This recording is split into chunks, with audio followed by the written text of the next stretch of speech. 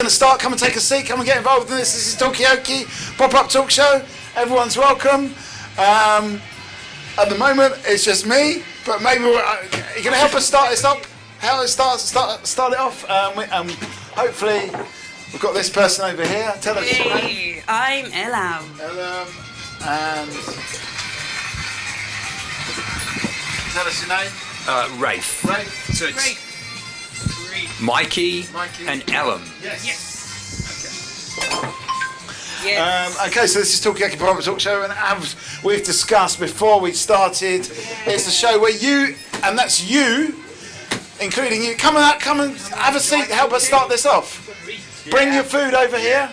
You're welcome to. This is mashed potato proof. Well, this is the perfect thing for you because this is all about shy people like me getting to talk because we've got a microphone. But the whole point is to talk about whatever you want to talk about. 100%. Right. So, has anyone got anything they want to get going with? Any thoughts, comments?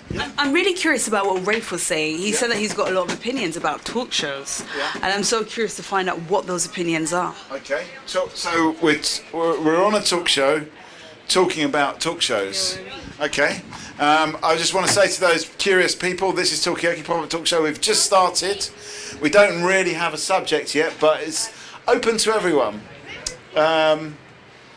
You want to talk, Ellen? You want to talk about talk shows? Rafe, what would you like? Would you like to talk about talk shows as well? Yeah. Okay.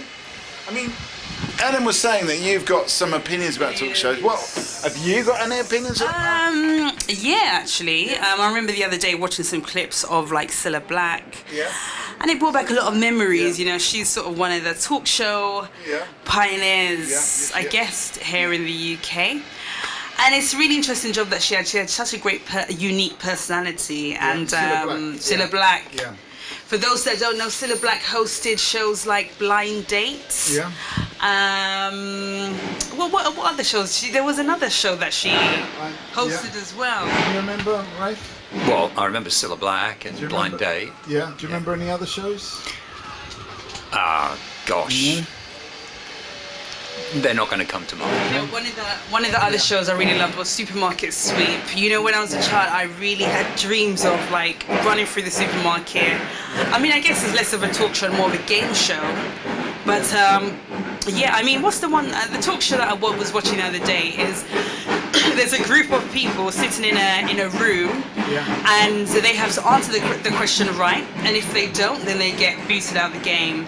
Right. And then the last person has the opportunity to challenge the host with a question or take the money that they currently have.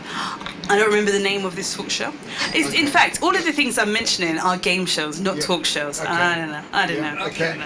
Yeah, so, I mean, do you prefer game shows to talk shows? You know, I do like a good talk show, but Jerry Springer, rest in peace. That was a talk show. Yeah. And then in the UK, you had Trisha. Yeah. Vanessa Feltz, did she have a talk show? But what about Jeremy Kyle? Yeah. That's a talk show. This morning. But you're just listing talk shows. I am. You asked, the reason why I came back to you is because you started Yeah. Well, and you know what? Asked Rafe, what is your opinion about the talk show? I mean, I was really curious to find out. Have you got any opinions about it? Yeah, they're great. Yeah. They're fantastic. Yeah. That's my opinion. I think it's just really nice to sort of like get people talking about controversial topics sometimes. Come and have a seat on the table of chat. This is Talkaoke. Have you got a favourite talk show apart from this one? Come and have a seat. I don't know if this is a little bit scary, but the person from didn't want to come that close to the table with the coffee for some reason. This is It's obviously dangerous. This is Dangerous, a cute yeah. cup. It's a lovely cup, actually. I will say this has been electrically tested and it is safe. Yeah, I mean, By me. What I love about this talk show, though, Talkaoke, is that it seems that you can just talk about anything. Like, if I can talk about that cute little cup, you know what I mean? Like, Yeah, we can just go. I do feel. Yeah. I do feel that, you know, the tools with which you use to consume food has an impact on the flavour. Okay. You know. Like a knife or a fork. Yeah, absolutely. So that cup is just Okay. going to add to the joy of the of the coffee, the double Okay. espresso. Is it the same with talk shows? That the different tools they use kind of influence the talk shows? Have you got a favourite talk show, Rafe? This one. This one, okay. That is definitely... What's your favourite talk show? Do you have one? Just doing a little. It could be this one. This is Talkaoke Pop-Up Talk Show. We're here all day. Yes. Um, And I'm doing a good. So, just.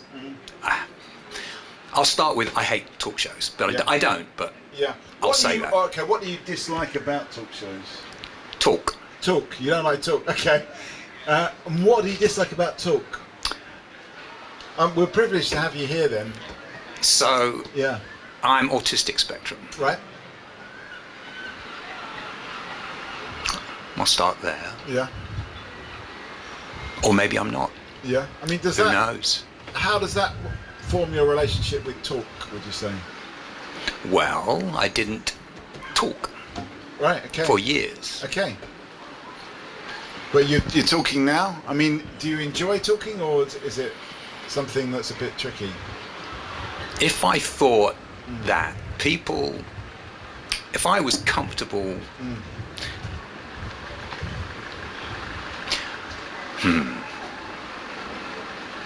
there's a lot of problems in the world. Yeah, there is. Yeah.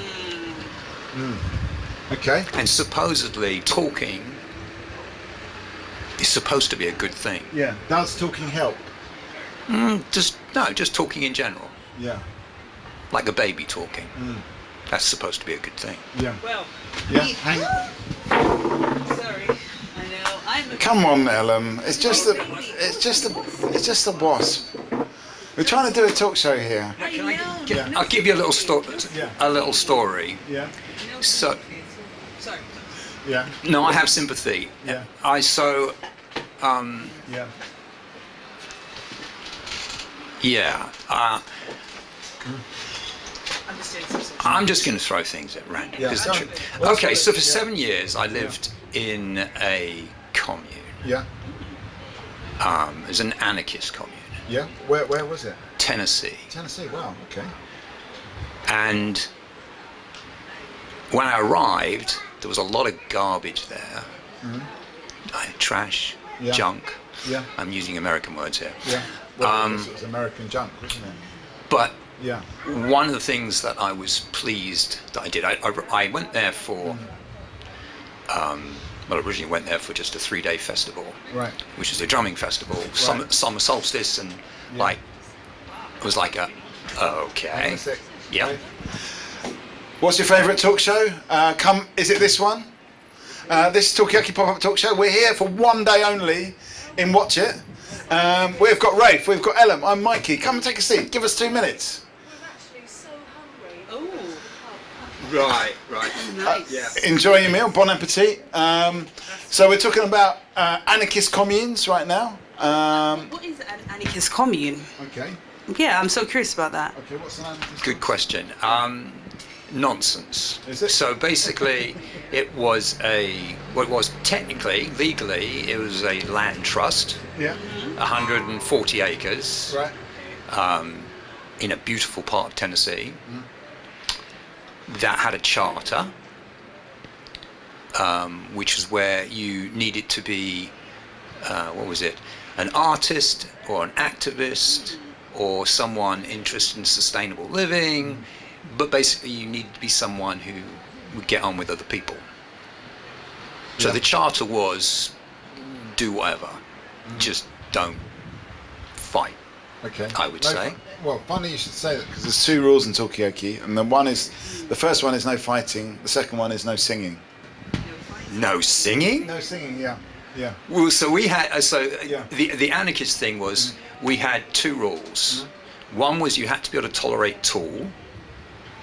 Tolerate what? Tool, What's tool? Maynard.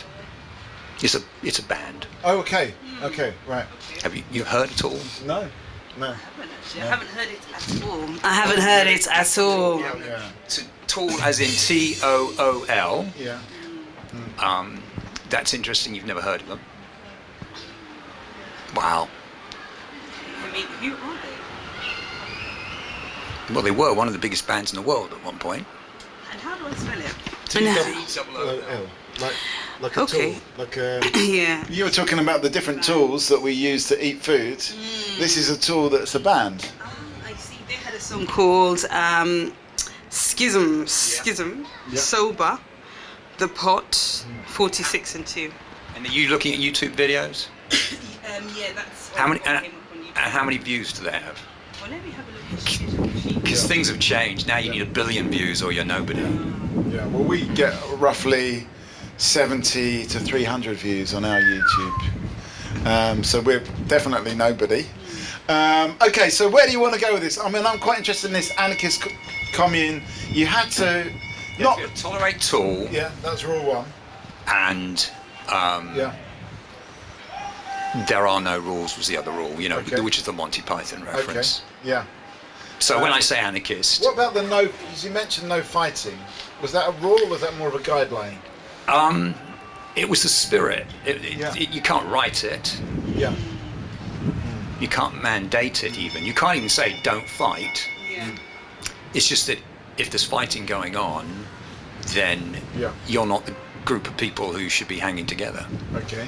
So fighting not recommended. Would you live in an anarchist commune? You know, I'm not quite sure. I don't feel I have a deeper enough understanding of it to Yeah. say if I would live in an anarchist commune. At the moment, I'm just happy living by myself. Yeah. You know what I mean? You'd rather live by yourself. Yeah. I'm quite happy living by myself, so Yeah. it's going to take a lot for me But to find a way it- to. Is it an anarchist commune of one? I'm not. You know, I wouldn't say I'm very much an anarchist. That's Yeah. the thing. Why would you say that? Well, I mean, Yeah. what is an anarchist? An anarchist Yeah, is yeah. someone. Hey, welcome to. Welcome. Yeah. We have got Rafe, we've got Ellen, and we've got Lottie. Lottie. Come on. Have you ever lived in an anarchist commune? No, I haven't. Have Would you? you want to live in an anarchist This commune? looks fantastic. Thank you. That is amazing. It's a halloumi and courgette thing. Thing, yeah. Sorry. It's amazing. So that's the definition. That's the definition of an anarchist commune. Yeah. Is it's a wavy courgette thing. But I mean, this is the kind of food probably you would get in an anarchist commune on a good day. Thank you. It's smelling great as well. Why did I draw the short straw to go in the middle first? Anyway, bon appetit. Thank you. Um, I'm going to grab 'cause- some black. I'm going to grab some black pepper. Yeah. I feel they will be a really good addition to this. Okay, maybe we could just put a. Can we have some black pepper, please? No, it's cool. Oh. Yeah, there we go. You know, I didn't want to. I mean, Ellen, there's only two people on the table. Thank you. There's only two people on the table. We need you on the table, really. You know, I've not got- that. I mean, obviously, we're finding out a lot of interesting stuff about the anarchist commune. And so you went there for a festival. You stayed there for how many years? 7. 7 years. And what? I mean, what led you to leave the commune? Ah, And Yeah. yeah. Was that a bad? Is that a bad question? No. so Change. this was Yeah. in the United States Yeah. of America. Yeah, in Tennessee. How interesting. Yeah, that is. I think that's an interesting story. I mean, maybe I should rather ask you what led you to leave. What led you to stay? You're only going to be there 3. It's a bit like this Talkaoke. I was only going to do it once, and 26 years later, I'm still doing it. You didn't know that, but what led you to stay for such a long time? Well, I went to the festival Yeah. and I needed a place to go and live and figure some stuff out. Yeah. And they said, please come and Yeah. please consider coming and hanging. And I said, well, I'll hang for a week or two. Yeah. And then I hung for a week or two, and then another week or two. Hang on a sec, Rafe. Come and have a seat on the table of chat. This is Talkaoke. It's open to all. We need more punters. We've got Ellen. We've got Rafe. I'm Mikey. What's your name? Leslie. Leslie, come and have a seat for a couple of minutes. That's a nice name. Long. I've got my friends with. No problem. The whole point of Talkaoke is up to you. Firstly, what to talk about, but also when to come and when to go. So right now, we've got Rafe here, who's talking about his 7 years living in an anarchist commune in Tennessee. Oh, I'm not as interesting. Uh, have you ever lived in an anarchist commune? No, I haven't. What's the closest that you've to that you've lived in? Sharing a flat with. Where's that voice coming from? Where, do you come and join in? Share. Was that a bit like living in an anarchist commune? Yeah. I think we. Yeah. I'm not going to say my surname, but I think we squatted once or twice, didn't we, really? in our youth? Okay. Wow. Yeah. Where was that? Was that in Watchet? No, In London. Okay. London and Jasmine. Okay, which is where I'm from. Okay, so come and have a seat. This is Talkaoke. At the moment, we're talking about anarchism. I never thought that we'd be doing that here and watch it. Have you got any anarchist leanings? Do you know what it means? Come and have a seat. We have got Ellen, we've got Leslie, we've got Rafe, we've got Cynthia. and Cynthia, and I'm Mikey. We're here only for one day in Watch It. This is your chance. Where was the flat in London? Oh God, it's so long ago. Yeah, it was, wasn't it? Yeah. And was it kind of a bit anarchist there when you were Well, I there? suppose everyone is a bit in their youth, aren't they? Yeah. Yeah. And you don't have much cash, do you? Yeah. And Yeah. you're sort of And it's rebelling a bit, being a bit rebellious. What kind of things did you get up to? couldn't When- possibly tell you. Okay, can we give us okay, let's talk about friends of friends. What did they get up to? What did your friends get up to? Friends of friends of friends. What was the scene like? And what years are we talking as well? 70s. 72 until 78, 80. Yeah, something Yeah. like that. And Yeah. what was the Oval like back then? Poor, a very Yes, it poor was. It area. has changed a lot. Yeah. London. Yeah. Which part of London? We were at the Oval near Brixton. Yeah. So. Yeah. Okay, so don't it want was to the say- 70s. You were squatting a house in a rundown area. It was so difficult to get any accommodation, wasn't it? Well, it was, Almost. and most of these places were very run down. You don't find that anymore. Yeah. Everything's So sort it of. was just derelict. It was a derelict house. was it? Oh, Yeah, pretty awful, wasn't it? Yeah. yeah. Okay. Wow. Yeah. So And were you studying then, or what were you doing? working. We Working. used to work for temp agencies and Right. do temp secretarial work. Okay. And then if 1 week there was something better to do, we not Yeah. have, you wouldn't go back and you'd Okay. go somewhere else next time. Right. Okay. So you were just kind of flitting from one job to another. Yeah, To another. yeah. And We that- became boring and became civil servants. Yeah, Okay. we did. We joined the civil service. Is that when everything changed? No. Probably not. No, Yeah. I mean everybody, Yeah. in their youth, you do things, Yeah. don't you? So Okay, yeah. well, I'm just going to go around. Did you do anything like that in your youth, Rafe? What was the commune in Tennessee when you were a bit younger, or was it more recently? Gosh.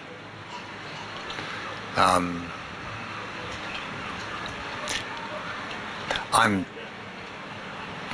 going non-verbal for a moment. Okay, all right, no comment. We're talking. So this is the Talkaoke Pop-Up Talk Show. Have you ever lived in a squat or an anarchist commune? That's what we're talking about here on Talkaoke. Come and have a seat. Give us 2 minutes. Okay, bring your chips over here. I'll have a couple as well. I promise I won't tax them, because that's going to put them off, isn't it? Okay, so where are we going to go with this conversation? We're talking about the youth, the fun, people having fun. Yeah. Did you go to any punk parties or? I was just thinking punk. Yeah. Because punk started in 78, Yeah. something like that, and I'd met my husband B in those days. He was living in a basement. Yeah. He a was punk rocker? No, he was a guitarist in a Okay. rock band, Yeah. but it was off King's Road. I mean, Right. people like me could afford to live in places like that then. Yeah. Couldn't now. Yeah. And of course, King's Road was round the corner. Chelsea drugstore, Yeah. Vivian Westwood's place, which was Sex to begin with. It was called the shop, and then it became Seditionaries. Yeah. And they always talk about her shop in World's End, which people might know about because it's got Yeah. the clock at the front that used to go backwards and things. But she didn't have that till Okay. much later. So you used to hang around, used to go there and buy clothes there? Yep. Well, not many clothes because we didn't have any money ever. We were only talking about that yesterday. You know, one pair of jeans Yeah. that you sort of had to make last. So, Okay. Yeah. So there was punk going on. Is your husband still a guitarist? He was up until COVID. Right. But he's kind of, Yeah. you know, all the gigs dried up and everything, and Right. he's not in such great health now. Right. But he did. Yeah, so he carried it on for many years. Yeah, he played from the age of 14 up Yeah. until he was sort of late 60s. Right. So yeah. Okay, and what kind of influences did he have? Jeff Beck is his Right. his big hero. Yeah. Yeah. Okay. Do you know Jeff Beck? Yeah, he passed recently. Yeah. Yes. I actually saw him in a service station Really? about you? 4 years ago. Yeah. Wow. Yeah. Okay. So, Did you go up to him? no, of So- course not. I would never do that. No? No. I mean, when you're hanging around in the 70s in King's Road, you must have seen a few stars back in the day. Were you mingling with kind I of famous came- people, with artists? We moved from the basement Yeah. further up, sort of the other end of King's Road, and Yeah. I opened the door one day, Yeah. and there was Bob Geldof and what's her face, you know, who was married to Paula Yates, were looking in the shop window. Yeah. I just said, Oops. Yeah. I said hello. Did they say hello back? Yeah. Yeah. Yeah. Okay. All right. Okay. I don't know where to take this conversation, but I'm getting a sort of real sense of like the 70s London. I mean, these days you don't really see celebrities out and about. From what was described from the 70s, you know, like people describe that time, you know, Vivienne Westwood and Johnny Rotten and all those people would be just walking around Chelsea and the Yeah. King's Yeah. Road. Yeah, absolutely. But now, Yeah. people on that level, you don't really see them out and about in Oxford Street or Shoreditch. Well, maybe sometimes, but I'm just Yeah, not have you seen aware. it? Wouldn't be safe for them, would it, now to be walking around? Yeah. And they'd get mobbed, probably. Yeah. I mean, have you seen any celebrities? Where do you live in London? I live in Hackney. Yeah. Have I seen celebrities? What was the last celebrity I saw? Yeah. Oh, that's a good question. Yeah. Come and have a seat on the table of chat. This is Talkaoke. Are you local celebrities? You seem to be wearing. Is this like a traditional Watchet outfit? We're from London, but we're actually talking about London. We have got Ellen, we have got Cynthia, we have got Leslie, we've got Rafe. I'm Mikey. You can give a false name if you would. Do you want to give a false name? You can give a different name. It's not too late. No, it's not too late at all. Okay, tell us your names. I'm Morris, the Morris dancer. Okay, and Morris dancer. Morris and Morris. Morris. Okay, so we've got, that's easy to remember. We've got Morris and Morris. Come and join in on this one. You don't have to be called Morris. We're talking about all sorts of things. We're talking about anarchy in the UK, anarchy in the US as well. Rafe spent 7 years in an anarchist commune in Tennessee. Leslie and Cynthia were squatting in the Oval, I hope you don't mind me saying this, in the 1970s, hanging out with people like Vivienne Westwood and stuff like that. Ellen lives in Hackney but has never seen a celebrity. So, my name's Mikey. I also live in Hackney. There are celebrities there, but I'm very bad at recognising people, so I barely ever recognise them. Anyway, where are you from? Are you local to here, Morris? Originally London. Okay, Originally London, Palms Green. okay. I mean, were you around in London when there was, when it was a bit more of a scene than it is now? Would you say? I haven't been back to London for some time, but it was Yeah. it was brilliant in the 60s. It was a real buzz. Yeah. Did Yeah. you ever go to the King's Road? Because Cynthia and Leslie spent a bit of time on the King's Yes, yeah, Road. Yeah. yeah. Okay. Chelsea and yeah, Any particular memories of that? busy. Busy? Very busy. I Yeah. wouldn't want to live back there. Right, 'cause too busy now, yeah? It is. I much prefer it Okay. here. Yeah. And what about Morris and Morris? Have you been? Morris dancers. Yeah, you're Morris- Morris dancers. I mean, how did you get into? Can I ask you how you got into that? I've wanted to do it for some time, and the West Somerset Morris opened it up in 2015 to women. Right. So I was Was it there. men only before? Yeah, then? yeah, Okay. Yeah, but there are other groups or sides that had Right. women, but yeah.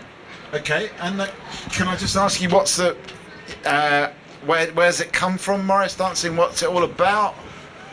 Is that big? Is that just a big one?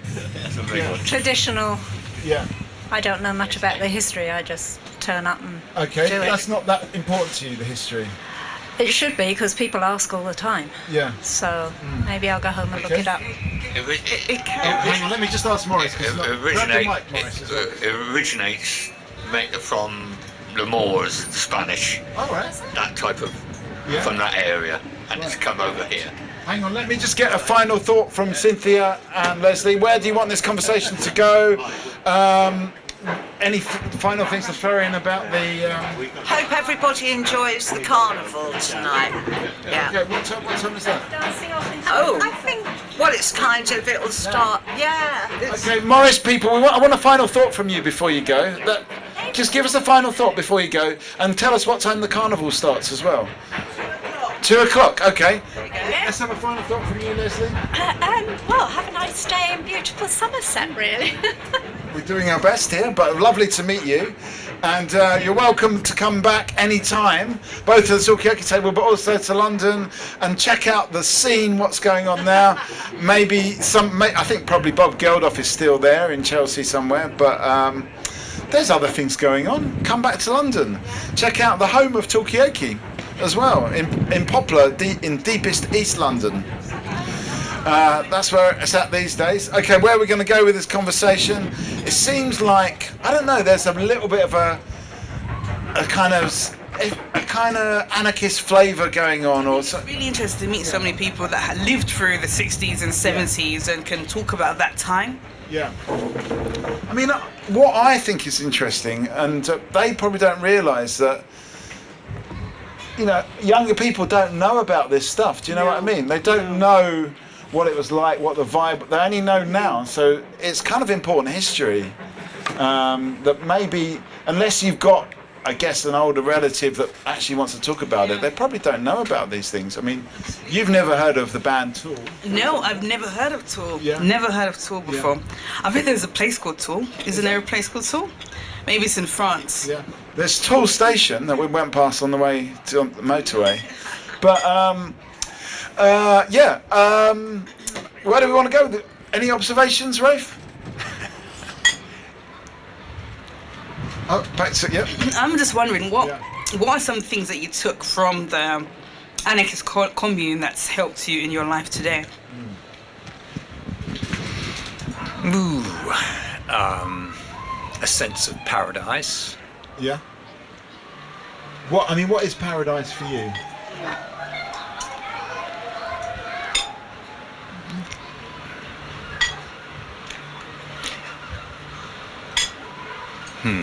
I'll let you think about it. We can ask this. What is paradise for you? That's what we're talking about at the moment on Talkaoke.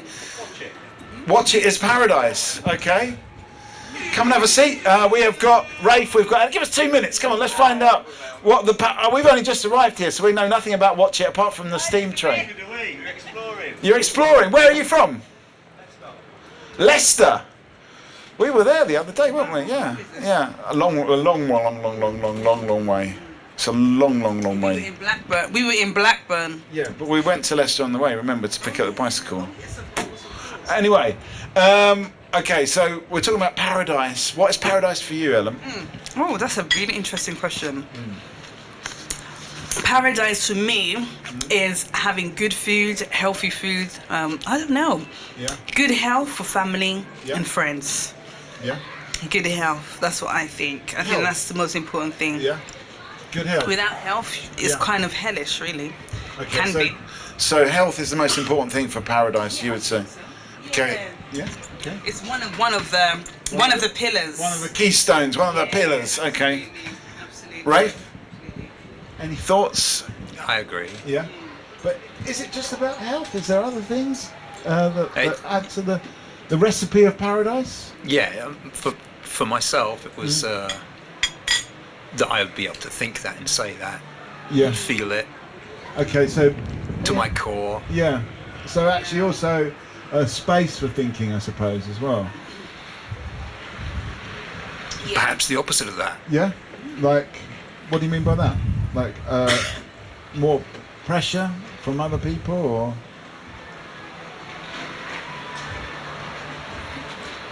Gosh, I mean, you can just it's being fully immersed in the present moment Yeah. and absolutely Yeah. given to it. Okay, so right in there. In the moment. Okay. All right, so we're talking about, what is paradise for you? What'd you say? Paradise. No singing on Talkaoke. Get out of here. You're banned. Oh my lord. Okay, so we've got good health. We've got a space for thinking, but also the opposite of a space for thinking. What else? What else would you? And you know, like I think paradise can change. Yeah. You know, one moment paradise. Come and take a seat on the table of chat. What's paradise for you? Would you say? What would you say? Tough question. Yeah. You know, I think Yeah. paradise can Yeah. change as well. In one moment, paradise might be sitting on a beach with Yeah. sun, Yeah. relaxing. Yeah. You know what I mean? Looking at the nature. Yeah. But then maybe one day paradise would be just being around your family in a different country. Yeah. I don't know. It can change. Yeah. Paradise can change. Well, I mean, in a way, Watchet's quite. I can see why they said Watchet is like paradise, because the weather is changing every 5 minutes. So 1 minute you're sitting in the sun, the next minute it's raining. What? Can I just ask you people? Can you come over to our talk show for a second? To 2 minutes. 2 minutes. What are you doing? And what are those strange instruments around your shoulders? We'll never find out. Yeah. Yeah, I mean, yeah, I know, right? There's a lot going on here. I want to know what that flag is. I was asking earlier what the colour of the flag is. That's the flag of this area. Watchets, is it like? What flag is that? I don't know if you can see. It's Oh, sort the of green and blue. The green and blue cross. Yeah, the green and blue. Do you know anything about this flag? No. No? It's going to be St George's. Yeah. Yeah. Is it? Yeah. You know? But I'm just so curious about the colour. You know? Okay, well, someone's going to know. If we keep going on for long enough, maybe this person over here knows about it. We'll just park that one for now. We'll find out. We'll make it a goal by the end of the day, and we'll also find out about the Pipers. Maybe find out a bit more about the Morris people. I feel like we're building up to something here. I don't quite. Yeah. Something is cooking. Something is cooking. We've just, Yeah. you know, yeah. We're just. Let me know if you want me to jump in the middle as well. I will do. Well, I'm here. I'm kind of doing the job now. You know, we've got plenty of time. I'd put it out there. Yeah, so it's out there. And Rafe, if you want to have a go at doing this as well, you're welcome to.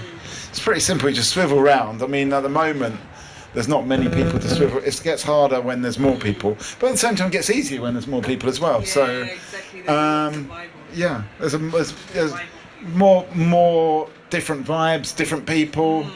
Yeah, now it's sunny.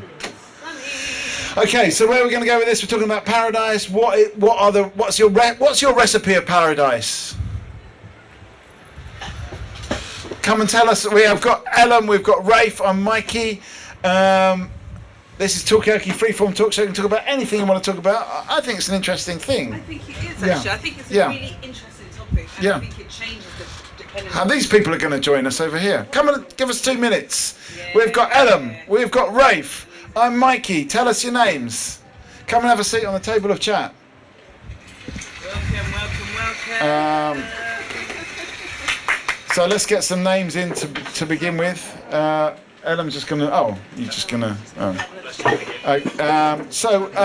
While you're sitting down, I'll just kind of explain. This is Talkaoke Freeform Talk Show. So far today, we've been talking about a few different things. We've been talking about Rafe spent 7 years in an anarchist commune in Tennessee.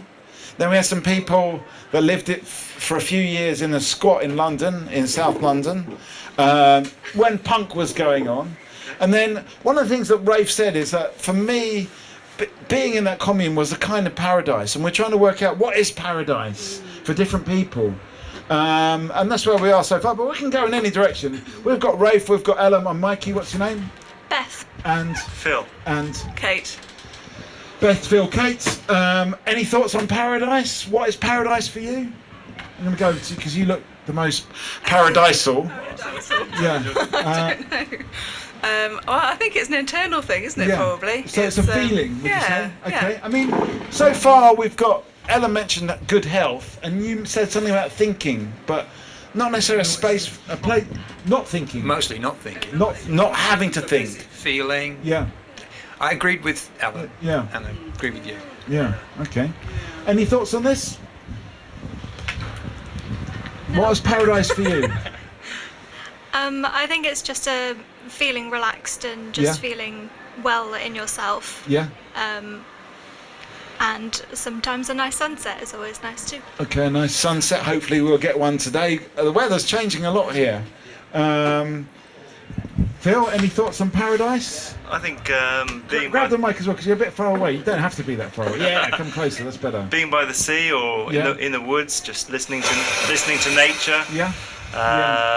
Just getting away from it and just being with yourself and your own thoughts. Yeah. Just switching off and grounding yourself. Okay. I mean, you were talking, Rafe, about not really thinking, just kind of being. Bill, Yeah. Bill, right? Yeah. Phil. Yeah. Yeah, sorry, Phil.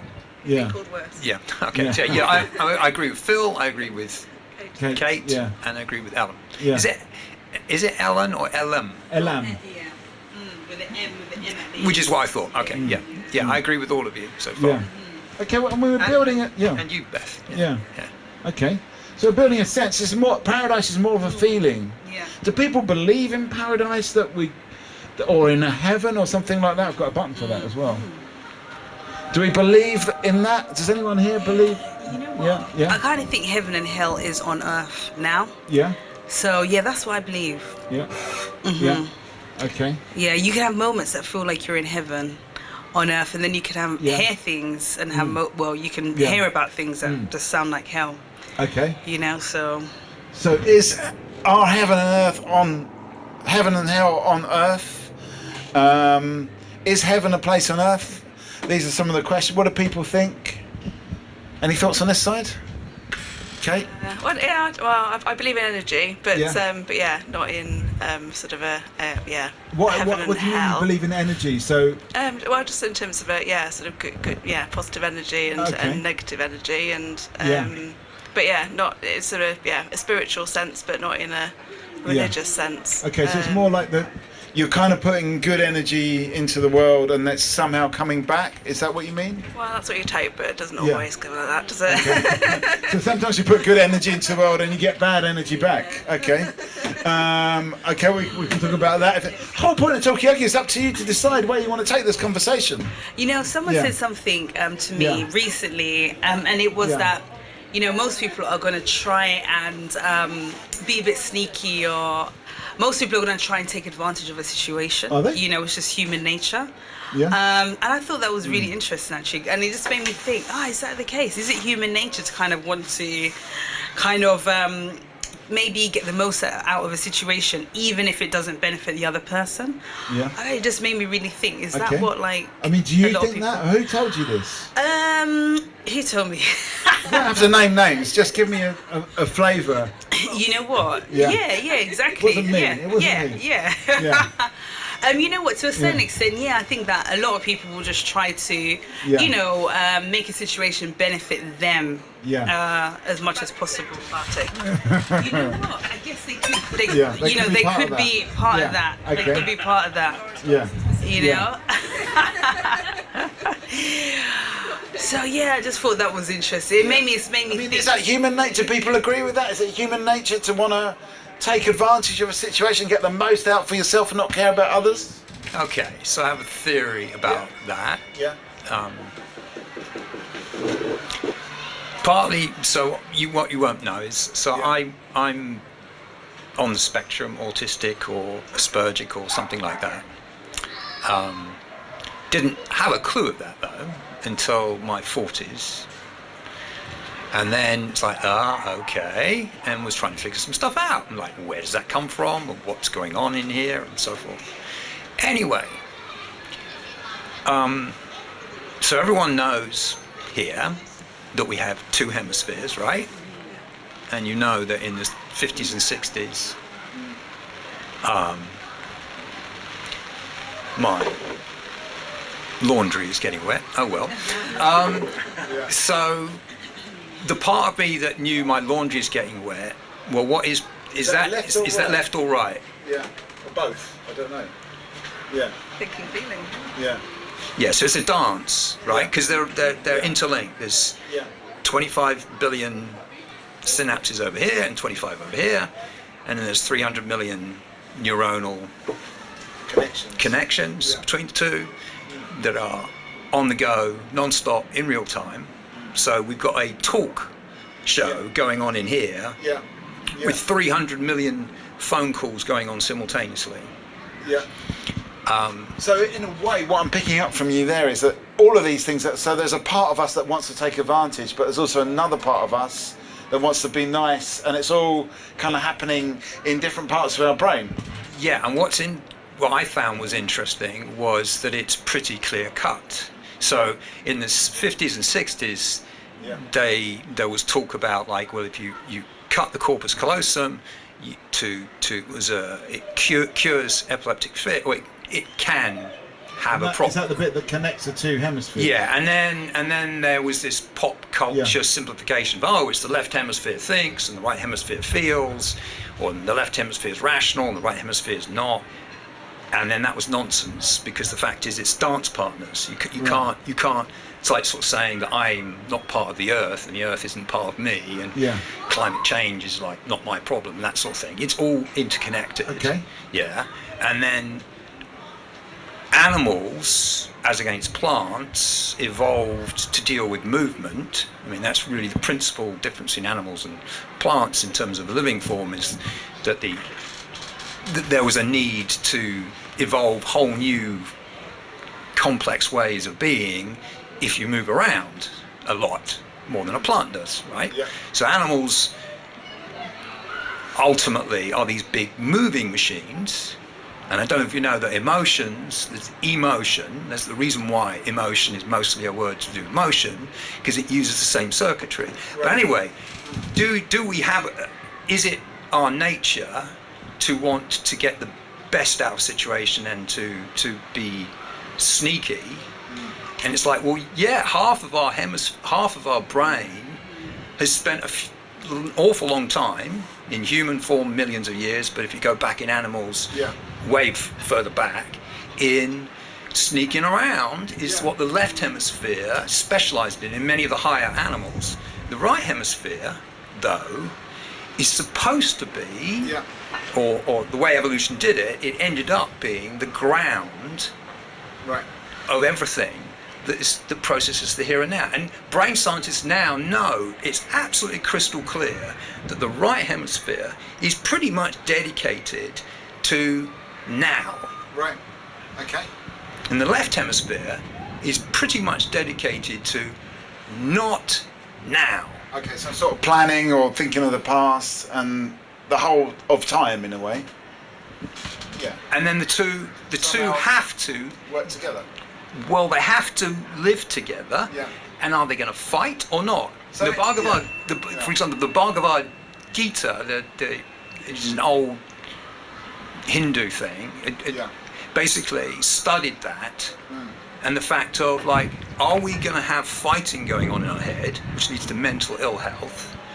There are various other ways of getting to mental ill health, but one of the big ones is for the two hemispheres to end up fighting with each other. So hang on a sec, Rafe. Come and have a seat on the table of the chat. Are your hemispheres fighting each other, or is your mind at peace? That's what we're talking about at the moment. We've got Rafe, we've got Kate, we've got Phil, we've got Beth, we've got Ellen. I'm Mikey. What's your name? Wendy. Come and have a seat for a couple of minutes. So we just heard a really nice explanation of the different hemispheres in our brain. They could be fighting. They could be. What's your name again? Sorry. Wendy. They could be. I'm Mikey. They could be fighting. They could be like the here and now wants to kind of just enjoy the moment. The planning side wants to kind of plan and maybe be sneaky. I've got a button for that.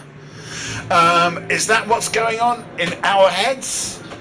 Is it just Rafe's head? That's the question. What do people think? Any response to this? You didn't hear it, Wendy, so I'm not going to really push you on that one. But what do you think? Is that what's going on in your head? Is it peace, or is it a bit of fighting, or a bit of both? Ellen?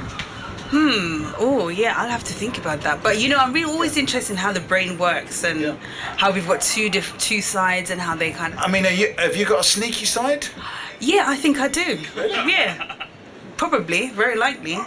You never struck me as that sneaky. But anyway. But, then it's all about like perception, how you perceive yourself may be different to how other people perceive you. So, yeah. Okay. So this came about because Ellen said she's got a friend who said people will take advantage. It's just in their human nature to be sneaky, to actually maximise the situation. And yeah, I was just questioning that. Do you think people are naturally sneaky, Wendy? I think given the chance they are, yes, definitely. Yeah. If you give somebody, expression, if you give somebody an inch, they'll take a mile, then yes, I do think so. But I think on the whole, people are inherently good. Okay, people are inherently good. But there's a sneaky... That's one way, that's what you were saying as well, wasn't it, Rafe? That there's this kind of antagonism between the sneaky and the kind of the good side. Yeah. There can be. There can be, yeah. I mean, this is an interesting soundscape of different things we've got going on here. And those pipers did walk past a bit earlier on, and they said they were in a hurry, and now you can hear them piping away. What do you think about this? Do you think we've got a good side and a sneaky side, or is there an antagonism? Is it... Kate? You're pointing to you. Why are you pointing to Kate? She's far more clever than me. Okay, it's about being more intelligent then. Absolutely. Okay. And I think maybe men aren't so quite good at that sort of side of things. I don't think. Smart thing. In terms of being sort of like little white lies and things like that. Oh, okay. I'm rubbish at it. Terrible. Okay. Every time I get caught out. So, and what I'm going to translate that is that men are not as good at saying the right thing. Was that fair to say? Hiding the wrong thing. I used to get him into trouble, so we're brother and sister. Right. Growing up, I was the one that would look innocent when I'd just done something, and Phil would get into trouble. Okay, so can you do an innocent look now, just so we can just practice it? Oh, it just comes naturally. Yeah. You just do it. You're doing it. You are doing it now. Have you got any examples, Kate, or? I'm trying to think.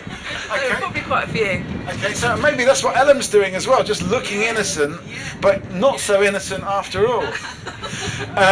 So actually, are women better at kind of concealing or putting on a face that conveys innocence or niceness? I think women work out sort of social relationships. Yeah, sort of growing up, I think girls are very much sort of testing, trying to work out human behaviour and emotions and all of that. And I think a lot of boys are oblivious to all of that. As into that, and Boys like cars and things like that, get don't they? distracted by cars. Yeah.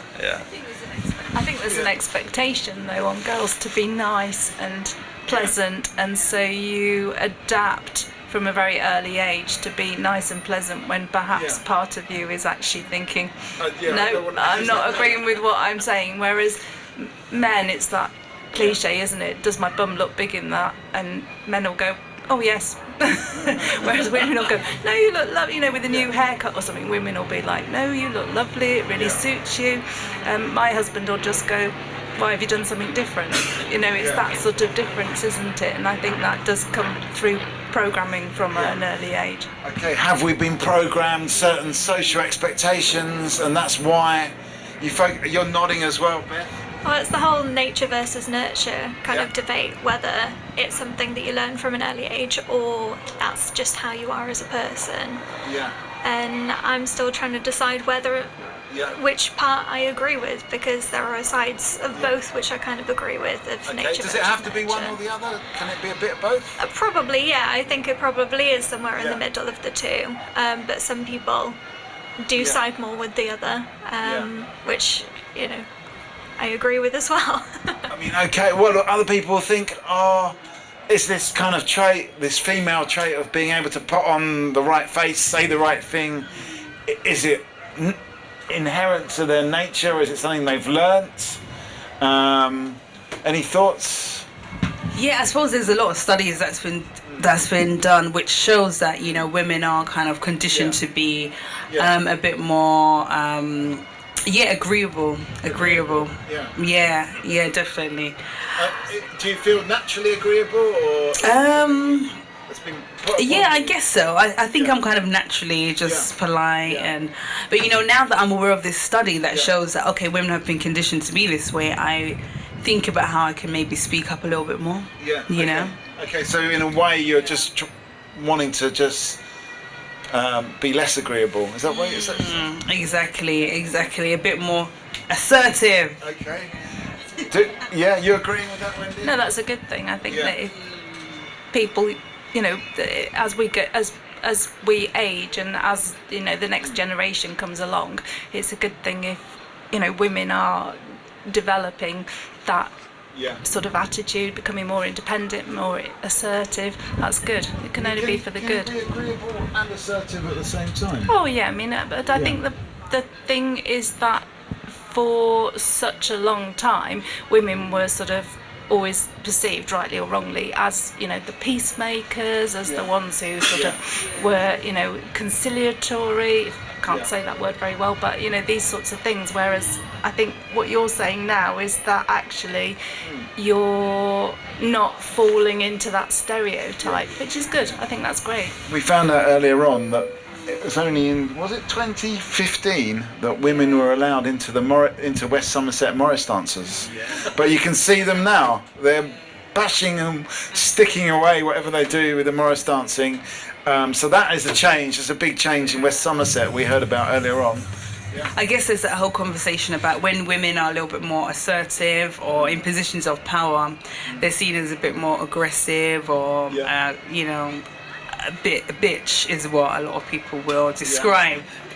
You know, and oftentimes they're just doing the same thing that maybe a man would do. You know, but okay, so there's a conversation about that. Excuse the language.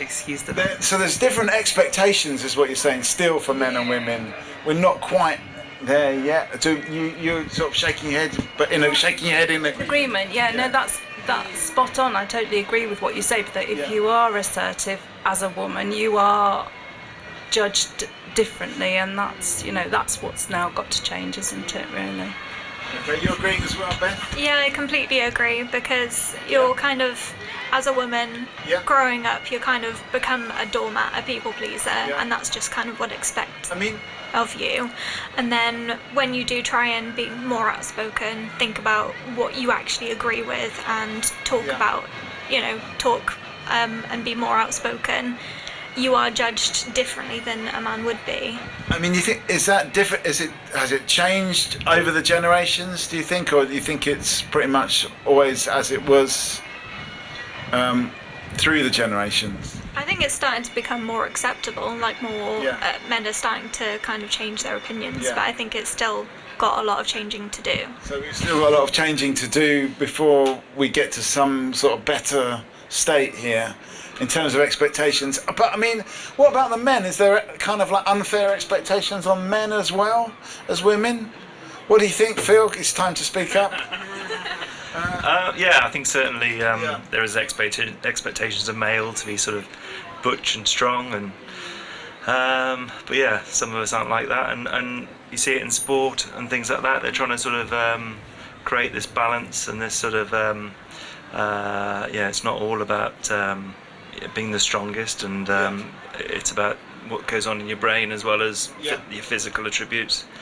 But yeah, I think just throughout society you need a balance of male and female, just to sort of to find the right path and to sort of, you know, just discuss things and just be open and just have all inputs and Okay, I'm going to come to you, Ray. I'm going to put it out there as well. Men, is there social expectation on you, and what is it? Do you have to be stronger? Do you have to be more aggressive? That's what we're talking about at the moment. Rafe, have you got any views on this? Beth You put your hands up. Okay. Yeah, I think there probably is, to be honest, and I think just generally everyone should just be who they are, and everyone should just judge less and be happy. Okay. Rather than judging each other for not being a certain way, not looking like celebrities or not looking like sports people. It should just be everyone should be happy and do what they want to do. And who are you, Beth? Do you know who you are? Do you know? I've who still you got want a to lot be? of learning to Yeah? do. Yeah. So you're not. Yeah. So you're still trying to find out what that is. Yeah, exactly. Okay. So we're talking about being who we are, but who are we? Are we confident that we're being who we are? Is the person in the tricorn hat being who they are? Is that yes? Come and join us. 2 minutes. Tell us what this whole what it's all about. Are you who you are? Yes. Come and join us.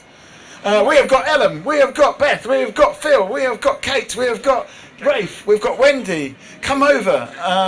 Very interesting. Thank you very much. Oh, give us a final thought, Wendy, before you go.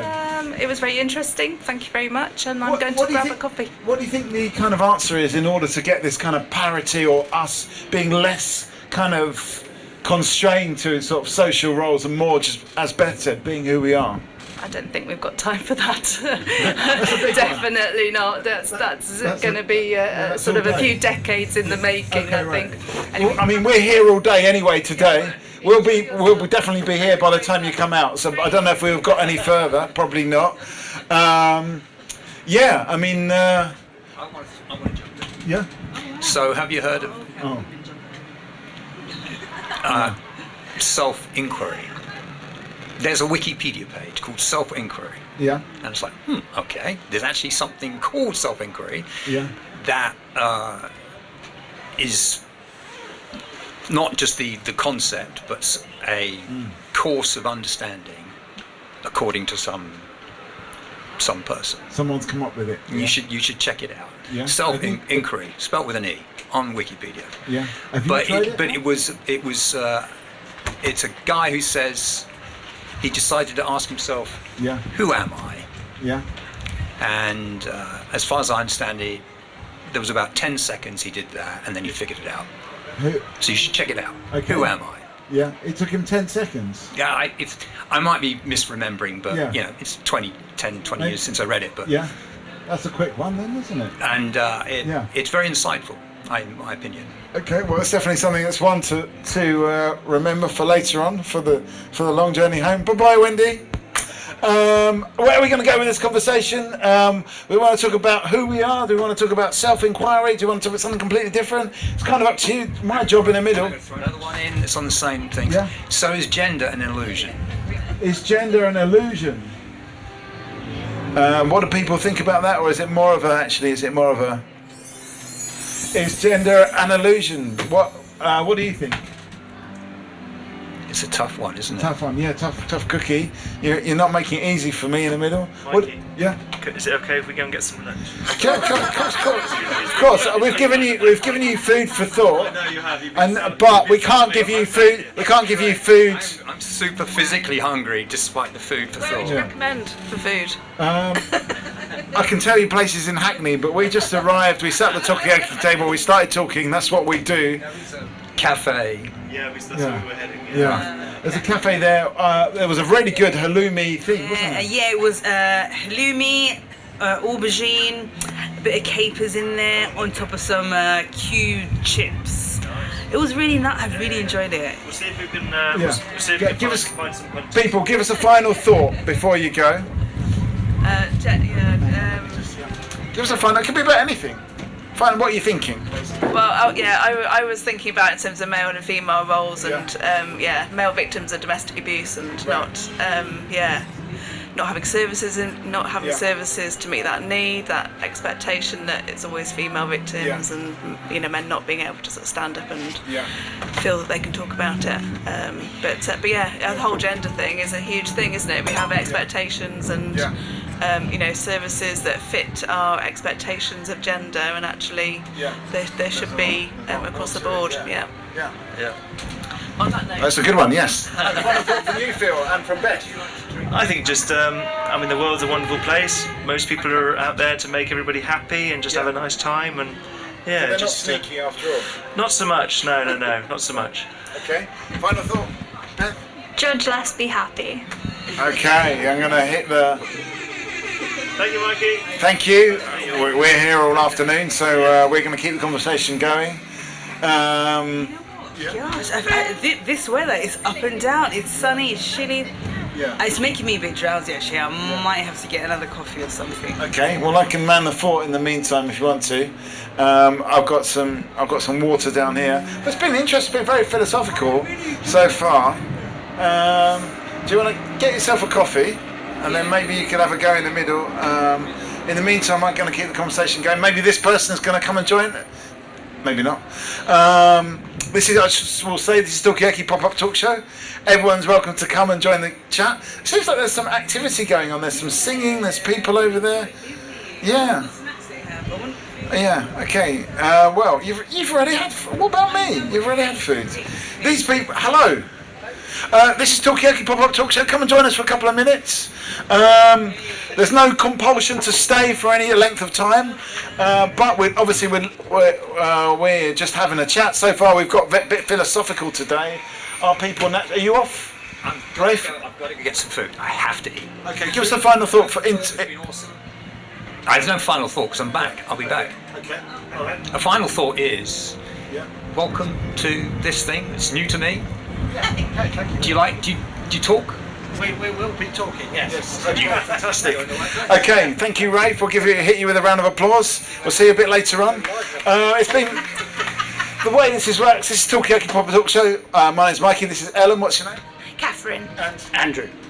Catherine, Andrew. So this is Talkaoke.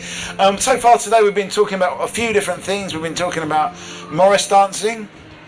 We've been talking about, are people naturally sneaky? Are they naturally good? Is it a bit of both? Is it a dance of different cerebral hemispheres? Okay. We've been talking about that. What else have we been talking about? We have also been talking about the punk era, living in London during the 60s, 70s, squatting, punk era. Yeah. Oh yeah, because Rafe there spent 7 years in an anarchist commune in Tennessee, and then we spoke to another couple of ladies that were in the kind of punk scene, or the rock scene actually, in the 1970s. So it's been a varied mixture.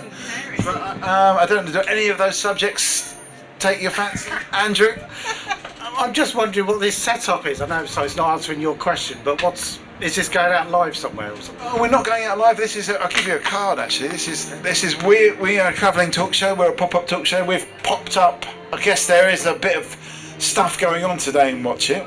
Yes. And we've been invited by East Quay to come here, and we're just basically talking to people all day, and then we'll jump back in our van and go somewhere else. On to the next. No, I'm just curious. Are you from Watchet? Where are you from? I'm near Glastonbury. Okay. And Catherine's near Cambridge. So you've come a long way as well. Okay, well, welcome. Thank you. A round of applause.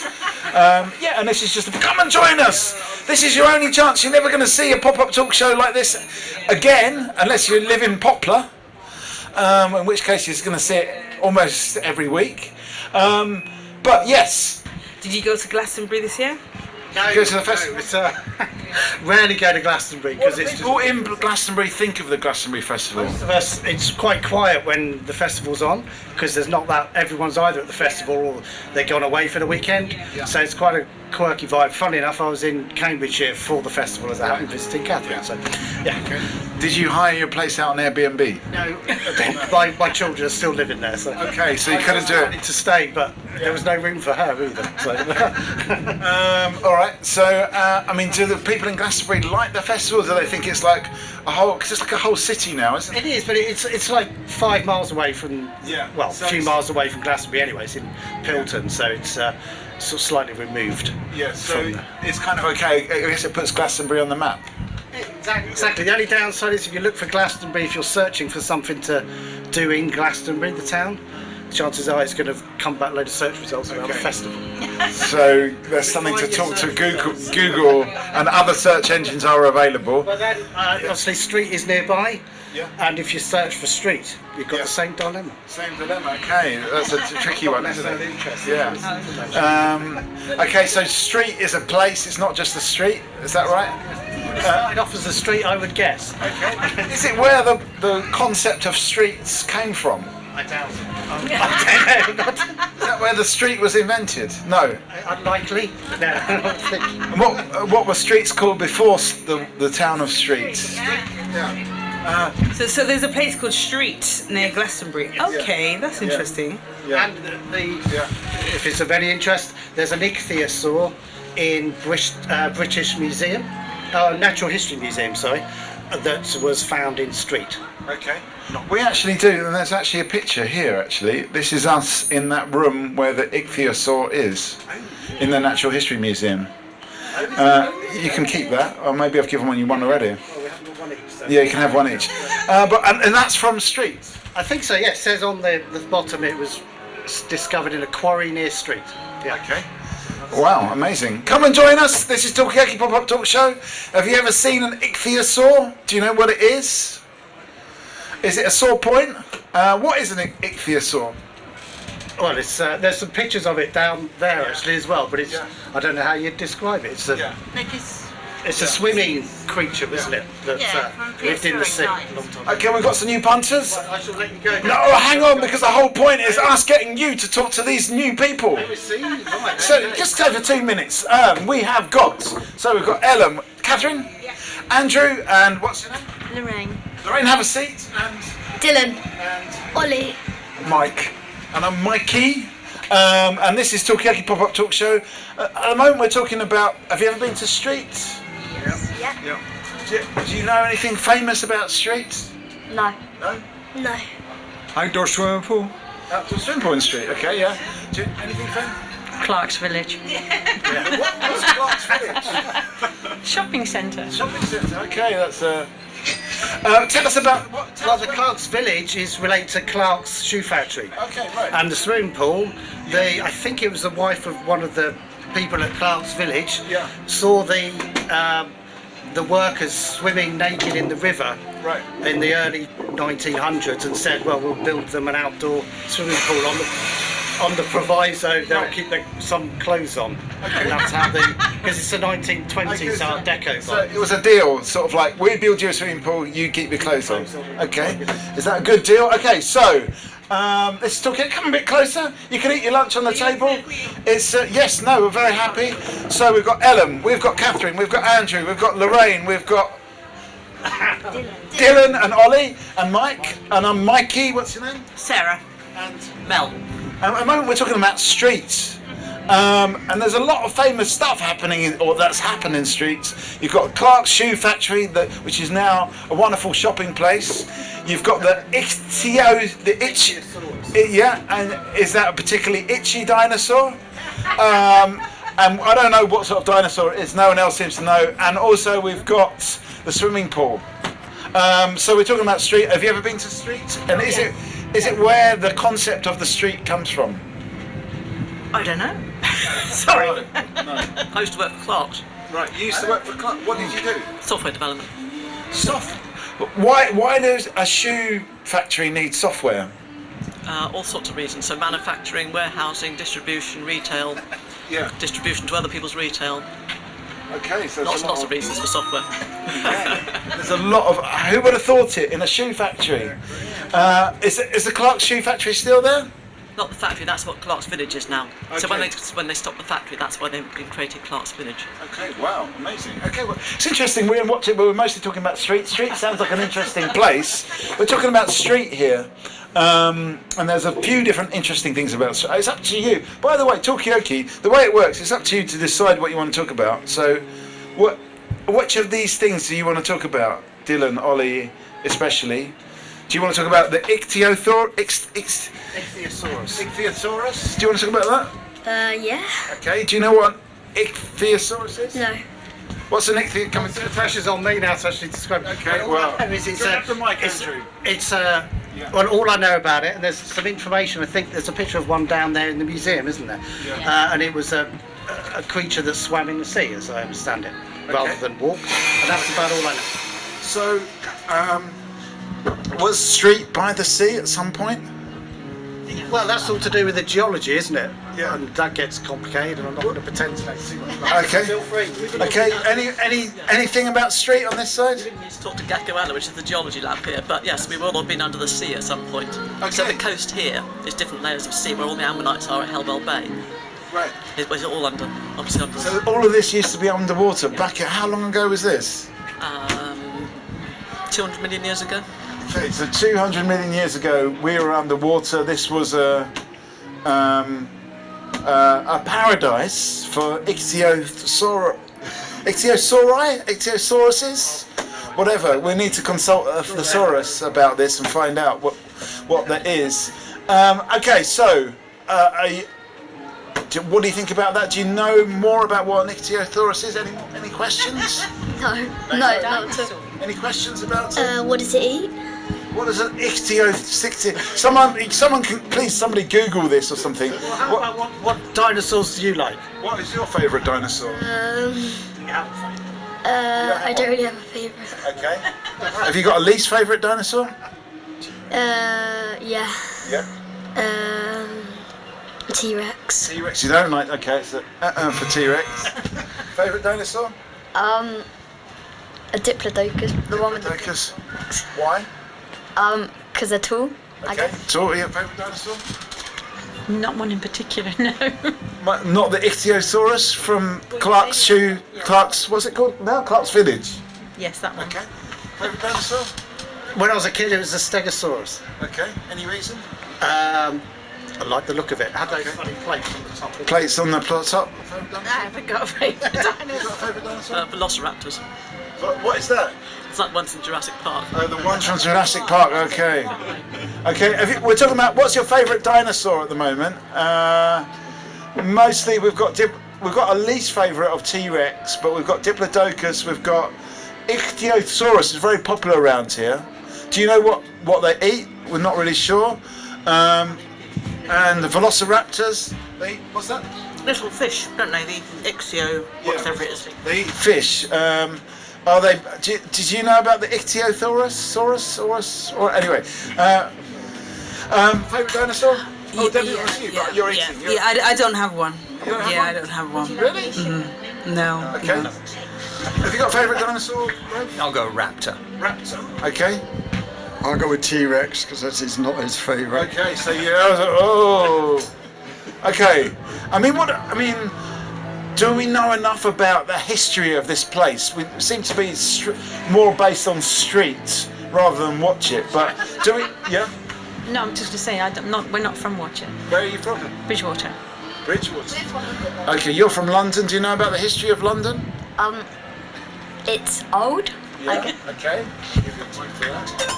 Anything about the history? Are you from London as well? Yeah. Do you know about the history of London? No. Nothing at all. Nothing at all. Okay. The Great London Fire. The Great Fire. When did that happen? Back in the day. Yeah. 1666. 1666. Okay. That's a lot of points there. Okay. So, do we know enough about our history? You know what? Probably not. Yeah, probably. Hang on, Ellen. Let me just get a final thought from Andrew and Catherine. Thanks for the Ichthyosaurus thing. Okay. Final thought, Catherine. Bye. Okay, we're here all day. I don't know where the conversation's going to go. We're talking about history. Do we know enough about our history, be it Bridgewater or London? Where are you from, Mike? Yeah, I'm from Bristol originally. Yeah. But lived in Bridgewater, lived overseas for a while. So. Do you think we know enough about the history of places like Bristol or Bridgewater? Not really. I don't think so. I think there's a lot more we can learn. Yeah. I mean, we do like visiting museums. Some lovely museums and a lot of these little places. Bridgewater's got a lovely little museum. Yep. Watchet's got three. 3 museums. 3. They got the radio and yeah. the boat museum and the fossil museum. So yeah, I think you could do with more of them. Most of these little places have museums hidden away, I think, which a lot of people don't visit. Okay, well I didn't know that Watchet's got 3 museums. I heard about the one museum. Any thoughts on any of this? So which one? I'm trying to remember who's who again. Mel and Sarah. Mel and Sarah. Sarah, any thoughts on this? On Well, just our history. I mean, it seems like okay. There's an outlet to find out about the history of at least Watchet. Are you off, Mel? Give us a final thought. Watchet has been here for over 1,000 years. Wow. And How do you know that? It says on all the posters around town. Yeah. And there's Dawes Castle up on the hill up over there, which is an old earthworks, which is Very over old. 1,000 years, very old, yes. Probably Iron Age, I think, or older, potentially. Okay. They used to mine here as well, didn't they? Yeah. They had mines, and the railway line used to bring it all down. What were they mining? Is it coal? No, it wasn't. Yes, it was coal. Coal came from Wales. Okay. So this is Talkaoke. We're talking about local history. Do you know anything? Have you got any historical tidbits to tell us? We found out that there's an Ichthyosaurus. Been here a couple of years, so we don't know about that. Okay, well, I can tell you a few things if you come and sit down. I can tell you about. Did you know Watchet's over 1,000 years old? I know it's old. It's old. Okay. So where are we going to go with this conversation? It's kind of up to you. Any thoughts? Glastonbury tour. Yeah. Glastonbury tour. That's a pretty cool place to visit. Yeah. Yeah. Do you not hear a Glastonbury tour? That man, Andrew, is from Glastonbury, but he had a lot more to say about Street for some reason. I don't know why. I guess he's fed up talking about Glastonbury. Tell us about Glastonbury tour. Oh, it was destroyed by an earthquake. Right. Right. In the, An earthquake? Yeah. Hundreds of thousands of years ago, when it was first built, it was destroyed by an earthquake. Right. The sea came right up to the bottom of the hill, so the ocean was there. I can't think of anything else. My grandson got blown through the entrance when we went up there. Right. Because it's quite windy up there. Yeah. Is it a kind of magical place, Glastonbury tour? That's what the feeling I'm getting. Have you been there as well? Yes. Yeah. What can you describe the magical feeling? Well, you get tired because you have to walk a very long way up the hill. Okay. It's like 350 steps or something. Right. And then you go up there and it is quite magical. You can see a panoramic view of the whole of Somerset and the levels, and it's really picturesque up there. And it's fascinating to think that was some kind of island where there was just water all around it. An earthquake, which is you wouldn't imagine it, would you? It's, Well, not that the building on top was destroyed by the earthquake. There's a church or a monument on top. I'm not sure what it is, but that was destroyed when there was an earthquake. So it was rebuilt. So yeah. Okay. There's a tower up there. Do you know anything about Glastonbury tour? A bit. Yeah. There's a lake village just outside. If you go towards a place called Godney, you go past a field with a white gate on your right hand side if you go from Glastonbury. And if you look in that field, there are little rounds in the grass, and that's where the lake village was. Right. Basically, as the village dwellings collapsed into the peat, they put more foundations down. Right. And now that it's all gone, all that's left are these little rises where the floors were of the houses. Wow. Okay. So how long ago was that? Is that sort of like Bronze Age or?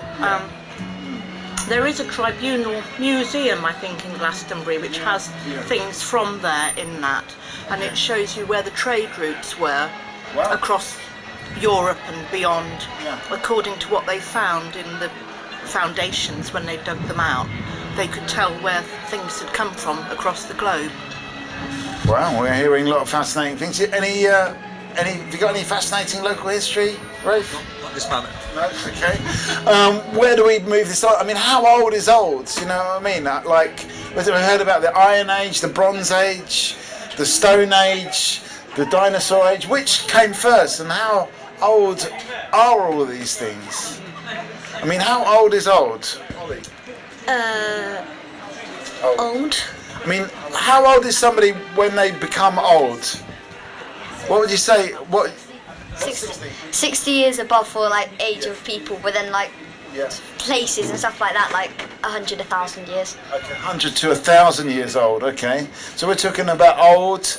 How old is old? Yeah. I'm old. You're old. Okay. Okay. I mean, what is it like to be old? Oh, It's wonderful. Yeah? Yeah, it's a whole new thing for me. So being old is new. Are you old? That's what we're talking about at the moment. How old is old? And how old is this town? So, God knows. Come and have a seat on the table. We're talking about being, which is a very inexpert conversation about being old. We have got Lorraine, we have got Dylan, we've got Ollie, we've got Mike, we've got Rafe, we've got Sarah. I'm Mikey. Come and have a seat. 2 minutes. Come back in 2 minutes. Yes. I've got no breasts. Thank you. Is there? I think. Yeah, just bring it on the table. We're talking about age. Did you know how old Watchet is? Is it about 500 years old? 500 years old. Well, that's. I mean, I'm just going on what other people have said. How old is Watchet? That's what we're talking about now. 500, you say? Yeah. Okay. Black coffee's just that. Thank you very much. You might as well. Oh, goodness. Yeah, okay. I might as well. I was going to say you might as well sit over here, but anyway, where are we going to go with this conversation? What do we think about age? I mean, are we happy? You're happy to be old? I think Watchet is 1,142 years old, 3 months and 7 days. That's what I'm going down with. Okay. I mean, when does Watchet begin? What's the sort of moment that sort of said, right now we'll watch it? How did Watchet actually start? A guy came over with a cow, yeah, and they had a cup of coffee with some milk from the cow. Okay, so it was the first coffee 1,142 years ago. As fact finding you? You know, number one, I was thinking, do we need more posters around with facts about where we live? You were talking about a lot of people seem to know how old Watchet is because it says it on a poster. And I was also thinking, before I Google it, maybe what the name Watchet started because it was a place where people would watch for something coming, you know, so they'd always be like, watch it, and then that's how it became Watch It. People, because it was a place where people would look out for things. Look out. Yeah, exactly. Yeah, that's this is for Rafe, I believe. But then it could be, maybe it's a tool as well. Maybe there was a tool which was manufactured in this area, so that's the reason why. Give us a final thought before you go. Watch It is brilliant. Everybody should come to watch it. Okay. Final thought? Yeah, watch it. I mean, you've come from London. What have you come for specifically for anything, or what are you looking out for? To stay with my grandparents. Yeah, okay. And is there anything particularly that a highlight of that?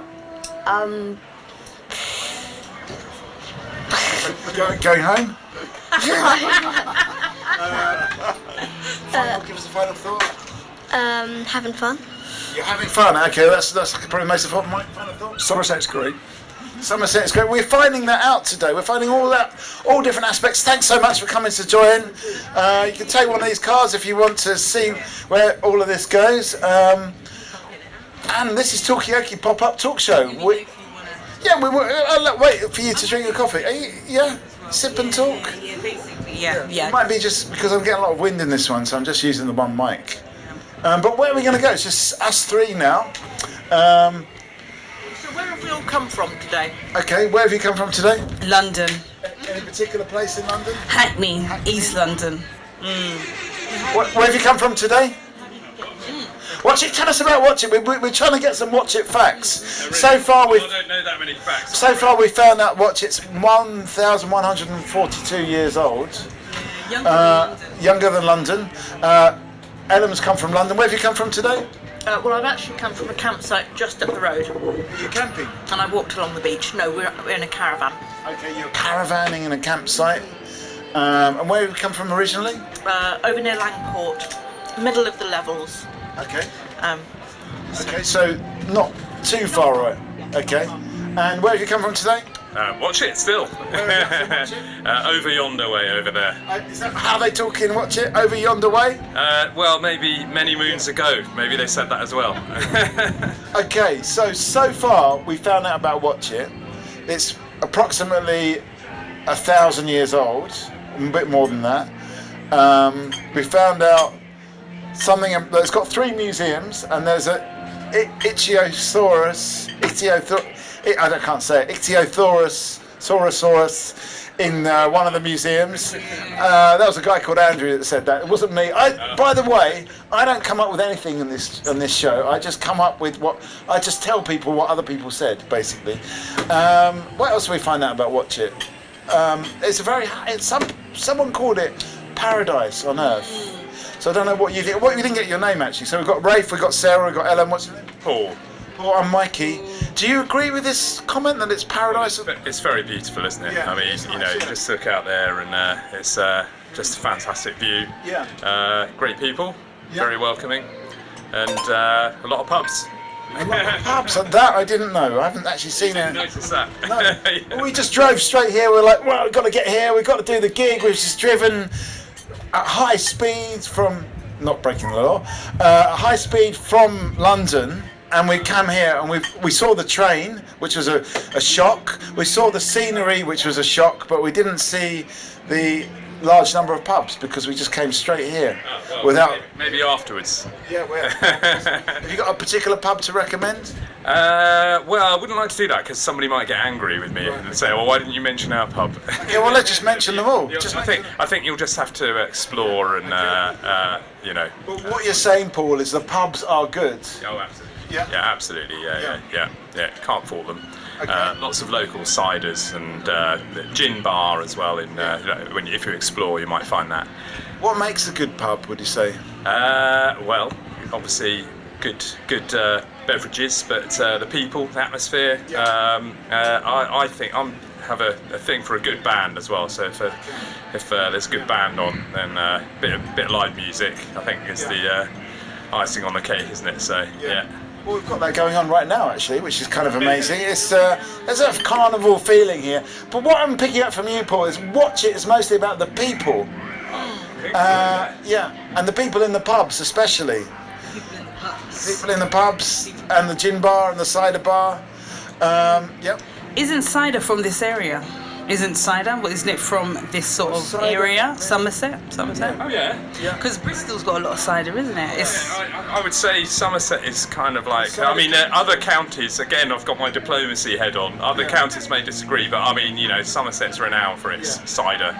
I also think it's the sort of festival capital of England, anyway. Really, Somerset County. Okay. Well, I mean, this is interesting because you've got the pubs, you've got the cider, you've got the festivals. What's going on? Why has Somerset got this kind of vibe to it? What is it that's kind of brought this about? Well, I think probably just a bit of a slower pace of life. I mean, having lived in the southeast and London before myself, here and there, I think the general sort of vibe you get living in Summer, and I've been here 20 years, is just the nicer sort of slower pace of life. And so I think recreation and pubs go along with that. And So it's a bit slower, it's a bit more relaxed. Very much so, yeah. And then suddenly you're doing a festival. Come and join us, have a slow, relaxed chat about Somerset. That's what we're doing at the moment. So do you agree with that, Sarah? The name Somerset comes from summer settlers, when people were sort of transient and moving around. Right. People were drawn here because of the climate, I guess, and the fact that things grew well here. It In the summertime. Is it a summer sort of place then? Well, when people were moving round more and less settled, if that makes sense, didn't before sort of like building houses and then having to think about food. When people sort of moved more as sort of like nomadics, then I guess this place did draw people because it had a lot going for it. I can see that. Yeah, I can see how that could be a draw. Is that the summer settlers? A good place to settle for summertime. I didn't know that. Yeah. I'd not heard that before, so that's good to hear. It makes a lot of sense though. And if so, where is Winterset? Where's a good place to settle for winter? And what's wrong with Somerset in winter as well? It's not on top of the Mendips. It's not on top of the Mendips. Right. Okay. Is Somerset? Okay. Is Somerset a bad place in winter? Is it? What's it like in winter? Floods. Yeah, there's a lot of floods. Floods in places. Not round here. but over near Langport it floods. Yeah.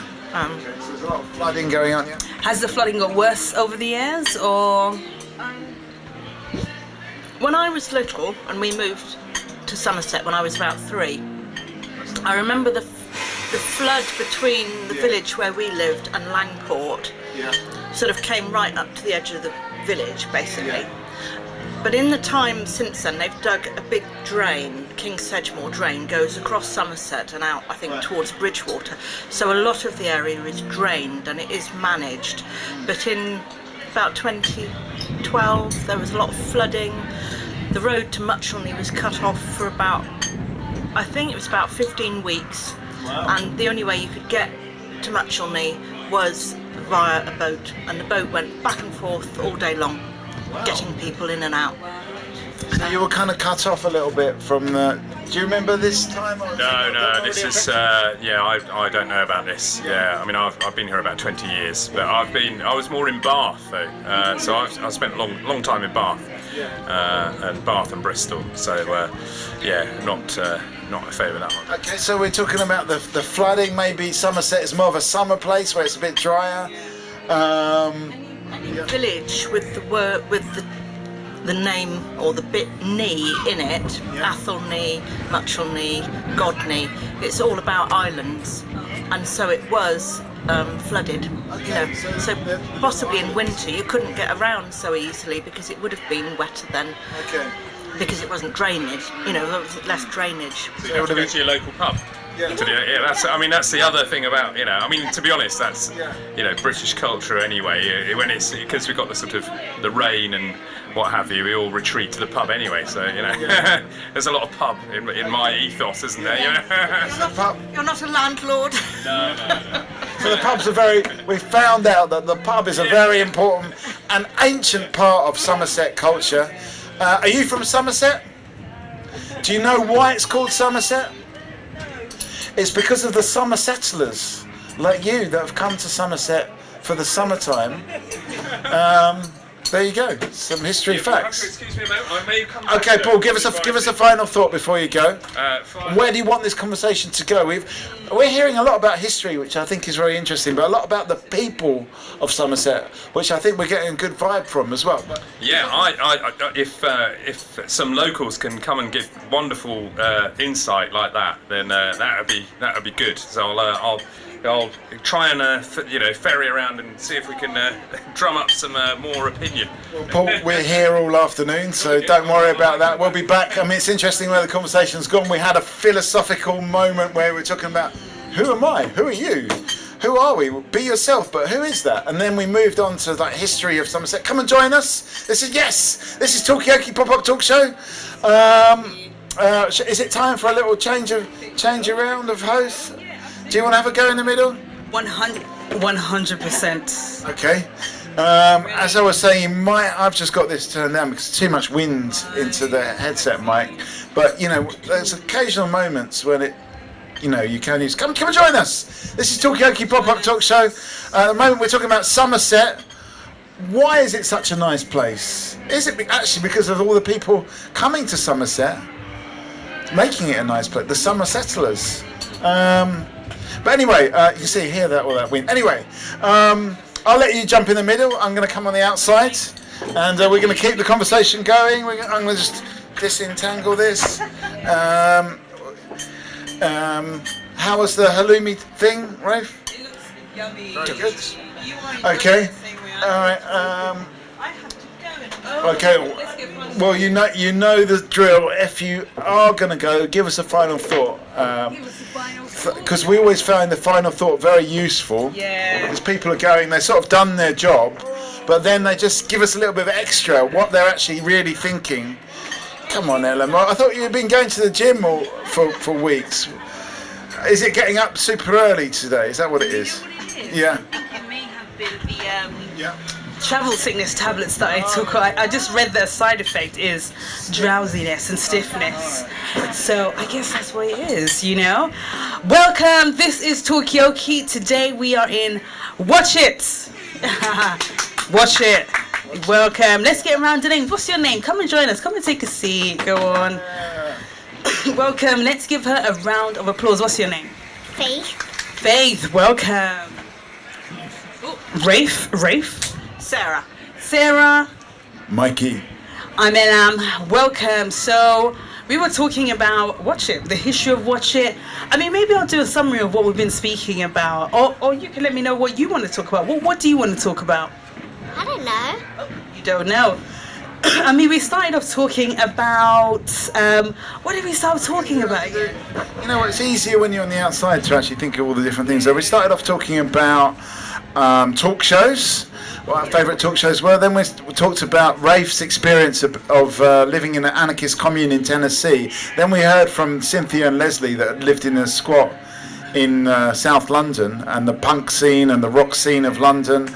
Then they became civil servants and moved to Somerset. Then we heard about other London stuff. So there's quite a lot of stuff about London. And then where did we move on to? We started talking about somehow we started talking about brain. Before then we were talking about brains and who we are, and that's right. It's something to do with this. You said people are a little bit sneaky. Are people sneaky? And some people said yes, some people said no, some people said it's a bit of both. And there's a left and a right hemisphere, and there's a dance. And then we talked about expectations, that men have got certain expectations, women have got certain expectations, gender roles, gender expectations. Is gender an illusion? I had a button for that as well, which is this one. And then we moved on to talking about the history of Somerset and the Ichthyosaurus streets. We talked a lot about street and about Glastonbury and about Watchet, and then about Somerset. I want to find out from these musicians or these people who are playing the bagpipes. Well, what do I call that instrument? Is it a recorder? Is it a bagpipe? Go on, give us a minute of your time. Let us know what's going on. Sarah, you said that you might have to shoot off somewhere. Yeah. Where are you going? I'm going to see my friend who lives on West Beach. On the edge of West Beach.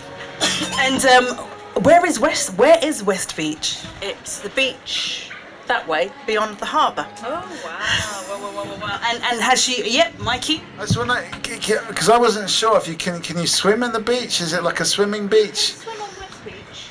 Yeah. Okay. But you only want to swim really when the tide's coming in, Right. because it's dangerous if you swim when the tide is going out, because you can end up going out with it. So you need to be very careful. Faith, do you swim? Yes, I have every Tuesday and Thursday. Some Saturdays I go to swimming lessons to teach myself how to swim. Amazing. Let's get a final thought from you, Sarah. Well, it's been brilliant. I've never joined in with one of these before, but I would again. Fantastic. We're going to be here until 5 o'clock today. Grab a card and hope to see you again. Wonderful. Thank you so much. Okay, so you swim quite often. Have you ever thought about swimming in the sea or by the seaside? Not really, because when I used to swimming in the sea, I nearly drowned. Because one of my uncles was swimming so far and I couldn't really see him, and then I was in the deep thing, and the wave went over my head and I nearly drowned. I mean, Well, no, not you. How long ago was that? A week ago. I mean, how do you feel about swimming again after that experience? I might swim in it again, but I probably won't go that far. So it's not put you off from swimming. Mikey, have you ever had this kind of experience, or Rafe, have you ever had any scary experiences in the water? Have you nearly drowned before? I remember once with my brother, we were in a dinghy in Swanage. Yeah. And then we were just happily just kind of paddling around. Yeah. And then, suddenly we realised that the beach was like a long way away. Wow. How old were you? I can't remember, probably 10 or 11. Yeah, and then we just didn't really think. I don't know where our dad was at the time. He was just chilling out on the beach. But then, someone swam out and came and sort of said, you're a bit far out there. And he kind of pulled us, but we also sort of paddled back. And we managed to get back to the shore. I mean, did that put you off swimming? Do you swim now? Yeah, I swim quite a bit, but I do tend to stay quite close to the shore. I like to sort of swim along the beach because I like to swim quite far. Yeah. But yeah, I mean, I've had other scary experiences in the sea as well. Yeah. I mean, earlier we were talking about, do people know enough about the history of the area? Do you think people know enough about the history of do you think people know enough about the sea, the beach, and how the water works? I mean, Sarah was talking about the safety measures you need to think about when swimming at the beach. Have you ever swam in the beach there? Let us know. Can you swim in the water there? Yeah, do you think people know enough about swimming in the sea? Faith? Yeah, because I've seen loads of people training to swim and paddling. What else? Loads of people train other people to swim in the sea. Yeah. And other kinds of things like diving, swimming, everything. Mm-hmm. So you see people learning how to swim in the sea. I mean, it's a different animal when you're in the sea because you've got currents, you've got waves. Yeah. But in a way, that I think it makes it nicer as well. When I swim in the sea, I always think I'm connected to all the sea creatures. Have you ever been swimming? That's what we're talking about at the moment. You're connected to all the sea creatures in the whole world if you're in the sea. Oh, that's amazing. Apart from the ones in the Caspian Sea, because that's cut off from the rest of the world. No. We're talking about swimming. Come and join us. Come and join us. We're talking about swimming now. Have you swam in the beaches around here? Do you know enough about the beaches around here?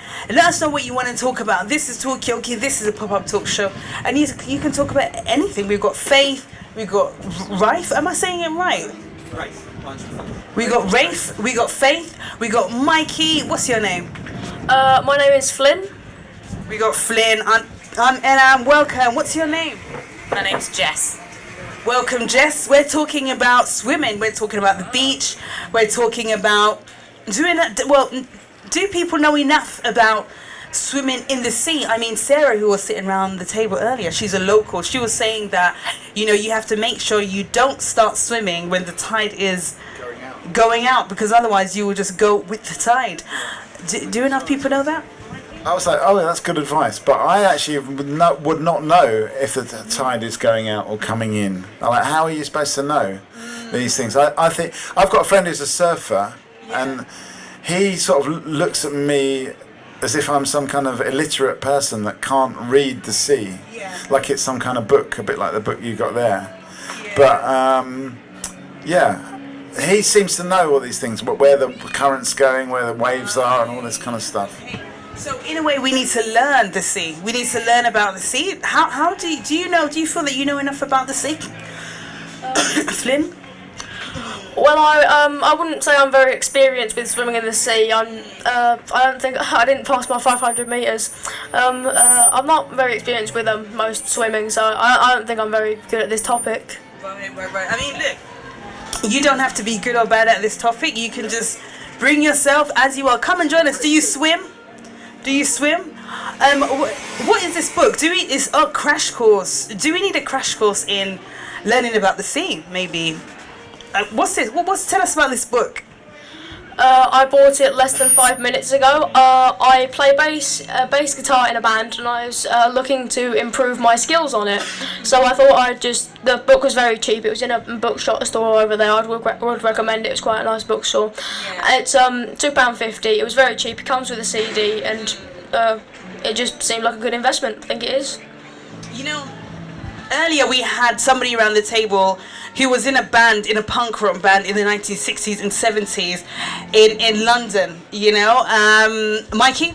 Yeah, I was going to mention that as well, because it wasn't them, it was their husband, who's played the guitar for decades and decades and decades, and his favourite guitarist was Jeff Beck. I don't know if you heard of Jeff Beck. I don't really know too much about the music of Jeff Beck, but I just wondered if you've got a favourite guitarist. Have you got influences? And ask you that as well and you, Jess. And Who do you have a favourite musical influence? Well, the music I make with my friends, it's very punk rock influenced. It's very things of like hardcore rock, things like Dead Kennedys, Descendants, a lot of hardcore punk rock. I'd usually say Klaus Fluoride has got to be one of my biggest bass. He's the bassist for a punk rock band, which I'm very Klaus Fluoride, yeah. Have you? No, I don't know. What band is it? Who is It's a band. It was a man who plays in a band called the Dead Kennedys, a punk rock band. I think I'd take a lot of influence from his style. I mean, Rafe, do you have any musical influences? You know, anyone that any musicians that inspire your life? Gosh, thousands. But I'll keep it simple. Favourite guitarist? Jimi who? Hendrix. Jimi Hendrix. How about yourself? Any musical influences or anyone you're inspired by? I'm like totally musically illiterate, so I only have one musical achievement in my life, which is grade 1 snare drum, and I started playing the whole drum kit. But I was so bad at it that my teacher said just take the exam in just the snare drum, which is literally like bang bang, and I failed the sight reading. So there's not even any notes, and still I failed the sight reading. So I'm not really a musical genius, if I'm honest. Do you have to be a musical genius to be able to play an instrument? Faith, any musical who inspires you? I don't really know because I'm not really into music, but I feel like my friend who is at my school, he likes playing guitar with, I don't know who, one of my teachers. He goes in the hall and just plays. Ooh, nice. Some free musical jamming in the hall. Wonderful. I mean, I know I asked this question, but in a way, I think there's almost an expectation that everyone is into music. It's a bit like what we were talking about early on about gender expectations. Like, it's almost like you're expected to be into music. I love music, but I'm just so...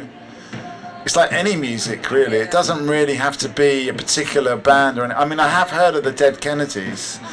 I know California Uber Alice, they did, didn't they? That's a great song. Yeah, I don't know that one, but what I want to say is Dead Kennedys were like around in like the 1980s, I think. Yeah.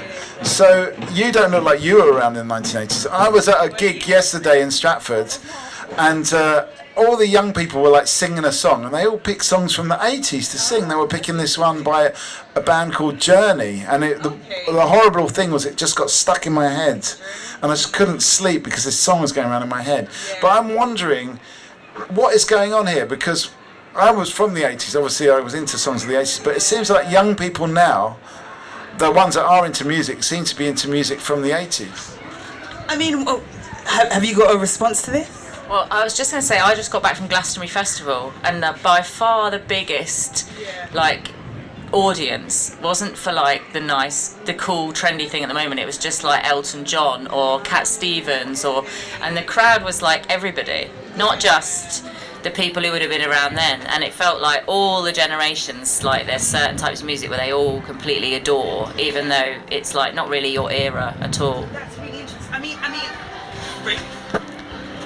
Cat Stevens was at Glastonbury. Yeah. Oh my goodness. Elton John and wow. Yeah. I mean, tell us, who is Cat Stevens? Does everyone know who Cat Stevens is around the table? Yeah, I actually like Cat Stevens. I like his early stuff. What kind of music? It's kind of like singer. He did like father and son. One of the two rules, by the way, on Talkaoke is no fighting, no singing. So not that I can sing, but he did that father and son. It's not time to make a change, just to relax, take it easy. Look at me, I'm old and I'm happy. That one, which is a great classic song, you know. So In a way, yeah. Why do you think it is that, people are so drawn of all generations to music from the 80s? I mean, your favourite band, they're from 1981. You had people at Glastonbury of all generations rocking it out to Elton John. Why do you think that is? What is it about music of that decade that resonates with people? Flynn? Well, in my opinion, I think it has a big role with modern internet, things like TikTok, video sharing websites of... music has changed a lot in the past 10 years. There isn't one big pop band. We have one big pop band that everybody listens to. We now have Spotify and stuff like that, so we can listen. Everybody can listen to anything, and it works a treat because so we can have all this choice. But when it's all over TikTok, it has the chance to get overplayed. But they'll usually choose. It's something of. How a lot of songs from Stranger Things, the TV show, that a lot of them over TikTok when it got quite overplayed, I'd say. Right. Okay. And I'd say that. So you're saying now people have, because of social media apps like TikTok, people can get access to all kinds of music without necessarily knowing the decade that it was made. They can just love it for the music itself. Faith, did you have a question? Not really, but this is one question. Music, well, this is basically my opinion. On like YouTube and stuff, like TikTok as well, YouTube had loads of songs like Runaway and all of that, some new songs at least. Yeah, and what kind, how would you describe Runaway? It's like a past when they like meet somebody and then they just run away from their house or something like that. And who sings Runaway? Elevator Boys. I don't really know them, but I know one name called Jacob. So you're saying this song was very popular on TikTok. Is this how people access music these days through social media? Yeah, Mikey? I mean, one of the things I think is a little bit unfair for musicians like Flynn now, because instead of just competing with people your own age, and I go, oh, I've got to listen to Flynn's band, it's a new thing. You've got the whole of the history of music to compete with as well. So, if all the people are listening to music from the 80s, it means less listening time for music now. So I'm just wondering, even though you're really into Dead Kennedys, is it, in a way, does it make it more difficult for you to get well known like the Dead Kennedys? That's a good question. Honestly, I don't think that my musical influence has much to really do with it. I'd more say that the music industry has very much changed since the 80s, and the best bet is for itself. The best bet I'd say, if you do want to like spread your music across a larger audience, it probably would be using the internet, which I'd say. Where do you listen to new music? Have you heard of the Dead Kennedys before? Let us know. TikTok? Is that where you learn about new music? Come and join us. What's your name? Jill. Jill, welcome. This is Talkaoke. We're talking about music. Yeah. What inspires us? What influences our music playing? We've got Flynn here. He is a part of a band. He plays the bass guitar. I mean, where do you listen to music? What music do you listen to? Radio all the time and CDs, but Radio Somerset and CDs. Radio Somerset. And you had a question for us as well. Oh, I was just going to ask Flynn whether we can go on YouTube and hear his music. Is that where you would put it up, or would you do it like, what's the thing these days where you put your music up? That's a good question. In all honesty, I don't have very much music. It's very rough demos at the moment. I don't think it would be a very good idea to share it at the moment. I'm sorry. Where would you put it once it gets more developed? Once it has once I've had to a satisfactory amount, I'd say I probably would distribute it on YouTube, Instagram, TikTok, all the modern places. I mean, what about Radio Somerset? Is it? Yeah. What kind of music does Radio Somerset play? Probably more like 80s, 90s, really. Yeah, and mod and new, but. I mean, earlier we were talking about the fact that people seem to really be drawn of all different generations to the 80s music, even 90s as well. I mean, why is that, Mikey? I'm just wondering if we sort of reached peak pop in the 80s and 90s when the pop music was just so good. I mean, we were listening in the van when we came here. We were listening in the van. There was like a 90s hip hop thing, and we listened to like Fresh Prince, Summertime, Jazzy Jess from the Fresh Prince, and it was just like, it was very sort of nostalgic. But I love listening to all those songs from the 80s and 90s, and I wonder if that was just like the moment when mankind had reached its best. Come and join us. What music do you listen to? Anything. Really? Elton John? Yeah, kind of. Go on, give us a minute of your time. Take a seat. Let's do a round of names. We've got Flynn. Mikey. Carol. Jill. Faith. Jess. Rafe. Rafe, welcome. This is Talkaoke. This is a pop-up talk show. We're talking about music. What influences you? Do you play music? We've got Flynn on this side. He is part of a band. Plays the bass guitar. Bought that book from a local bookshop supporting local. Fantastic. I mean, what is it about 80s music that seems to appeal to all generations? What 80s artists should we be listening to now? Is it just Elton John? Do you listen to 80s music? You know, do you listen to 80s music? What music are you listening to? What music are you listening to?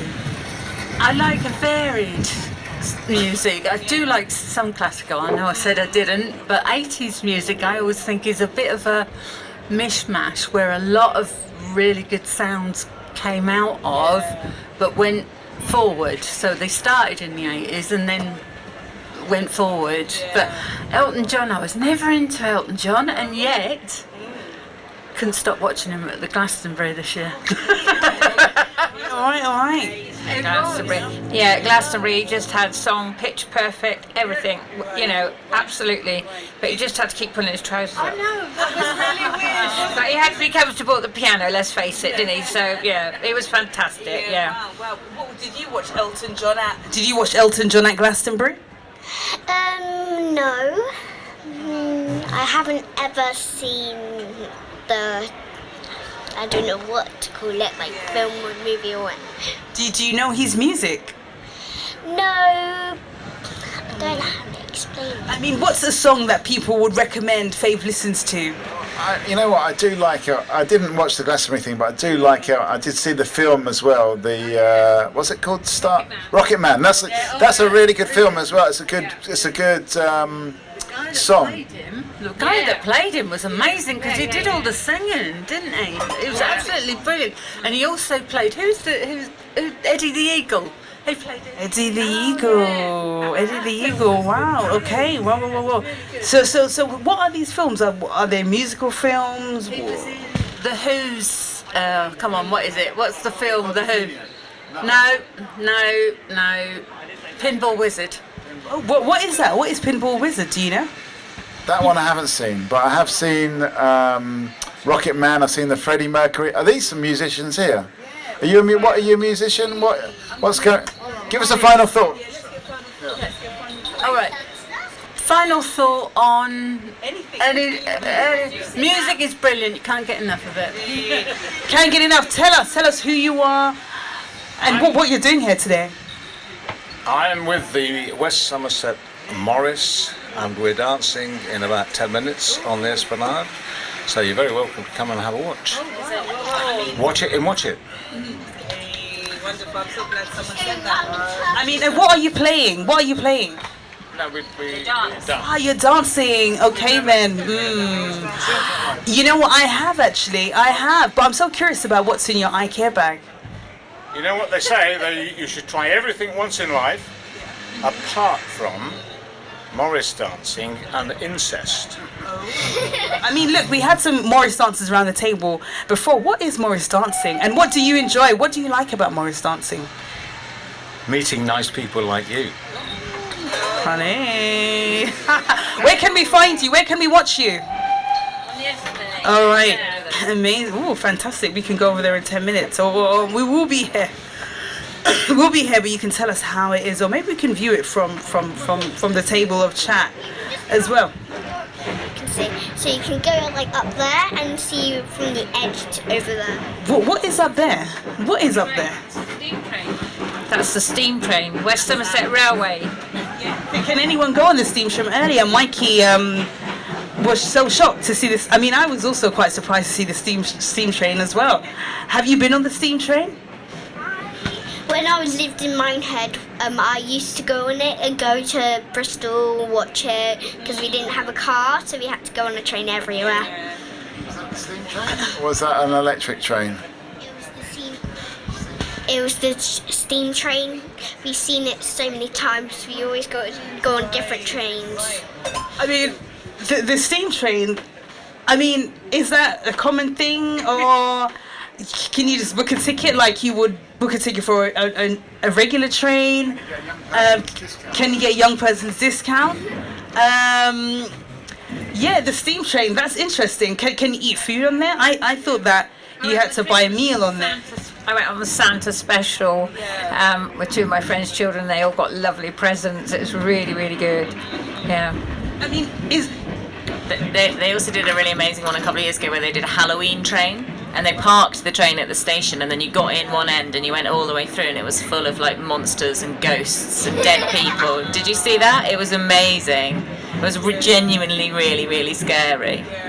But it goes up and down from Minehead to nearly to Taunton in the summer. It stops here. And one of the things I really love about it is that, you know how when you have kids and you teach little kids that a train makes a choo-choo noise, but like actually that's not true for most people. But here, for the kids, it really is true that they learn to say choo-choo, and that's what the train says, doesn't it? And sometimes there are diesel trains, and some of the kids can tell the difference on the type of train just by the noise because they're so used to it. I mean, what's the difference in noises between the diesel train and the steam train? That counts as singing. I don't think I can do it. The steam train is, we heard it just now, it's like psh, psh, psh, psh, and a diesel train is like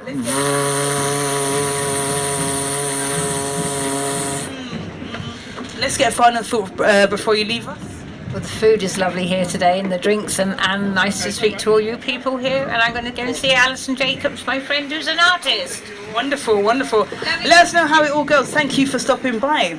Well, Lynn, let's get a final thought from you before you leave us. Trains are good, so is music. Go buy from the bookshop over there. They didn't pay me to say that. It's very good. Chugga chugga, choo choo. Bye bye. Hey, we got some. Good luck with the bass guitaring. Good luck with the guitaring. Good luck. If that's what you call it. Oh, let's get a final thought from you before you leave us. I might come back because I need some quick. Well, now that you've been on the show for a little while, what do you think the big subjects we should be talking about are, in your view? What are the big things to talk about? I don't really know. I probably think you should do some people's thoughts and what their music is like, what we did right now, and all that stuff. Okay, fantastic. So continue talking about music. Wonderful. Thank you very much. And yeah, bring your mum, bring your whole family with you the next time you come by. Tell them how great this is. Come and join us. Come and take a seat on the table of chat. Talkaoke. We're talking about music. Thank you, and see you soon. We're talking about Watchets, playing in bands, smoking vapes. Come and join us. You can talk about absolutely anything. I mean, where would you like to take the conversation? That's the question. Are we going to take it to the Bear of Mauritius? I'm just reading your T-shirt. I mean, One of my friends. We found out quite a lot of stuff about Somerset already. Yeah. One of my friends has been over to Mauritius and brought me this T-shirt back as a present. I mean, you know what? In terms of Somerset, can I buy a T-shirt as as the memories of being here from Somerset? Is there a shop where I can buy a T-shirt that says something about Watchet? You know? Yeah, there's in the Esplanade, I think they sell a few things in there in memory of being in Watchet. It's the same anyway. You can buy. You go up to London, You can buy I Love London t-shirts, I Love London hoodies. Do you love Watchet? Do you love Watchet? I mean, what do you like about it? What should we be eating, doing? What should we be? What do you like about it? Grab the mic as well. Come in a bit closer. Yeah, come a bit closer. It's just a relaxed out atmosphere. It's laid back, chilled out, and that's what I like about it. Are you from Somerset? Are you from Watchet? No, Liverpool. You're from Liverpool. But I live in London, but down here in Watchet fixing my boat up. Fixing your boat up? Yeah. Wonderful. So you got a boat? Yeah. What kind of boat is it? Sailboat. It's a Campy 30. A sailboat? Yeah. Is it 30 foot long? 30 foot long. No, it's on the hard. Oh, on the hard standing. Yeah. Okay. Great. So the last person here was Flynn, just left. How's Nala? Oh, Nala's doing good. I've got two cats. Who's Nala? Come and join us. This is Talkaoke. This is a pop-up talk show. Bring your drinks to the table and join the conversation of chat. With Faith. There's a funny story. My granddad, who died a long time ago, that's really sad for me because, he used to ride a boat in Weston. I haven't been on it before, but I hope I see it in the stories. Okay, so you haven't been on it, but you're waiting to go onto the boats. That's an interesting thing that you mentioned that, because I had a friend he sadly died as well, and he, for the last 6 weeks of his life, all he did was watch videos about building boats. And that's 24 hours a day as well, because he didn't actually sleep for those things, and he was just watching video after video about all these boats and people doing their own kind of boat project. And that's kind of how he had some kind of comfort in that. Interesting. I wonder what it is about boats that appeals to you. The thing is, I know nothing about boats. I know nothing about sailing. I don't know how to raise The mainsail. I don't know any of that. I don't know how to tack a boat, or I know some of the jargon, but I don't know nothing about them. I've always wanted to go out. I've always wanted to go out on a boat and see what it's like, but I never bothered doing anything about it. And I've always been a bit of a traveller. I've got itchy feet. And I was spending some time over in the Philippines, and I had to come back over here just before the first lockdown, and the lockdown put it into me even more. I want to get moving again, and I want to do something new. So it's so interesting. So come and join us. This is Talkaoke. We're talking about boats at the moment. So you didn't know anything about boats, but lockdown is what drew you to boats, basically. And you were saying, Mikey, that your friend, during his last days, he was really attracted to boats. What is it about boats that really kind of appeals to people during a time of maybe solitude, etc.? I think it's this sort of sense of freedom and sort of self, because it was all about people that, like you, knew nothing about boats and actually met somebody else.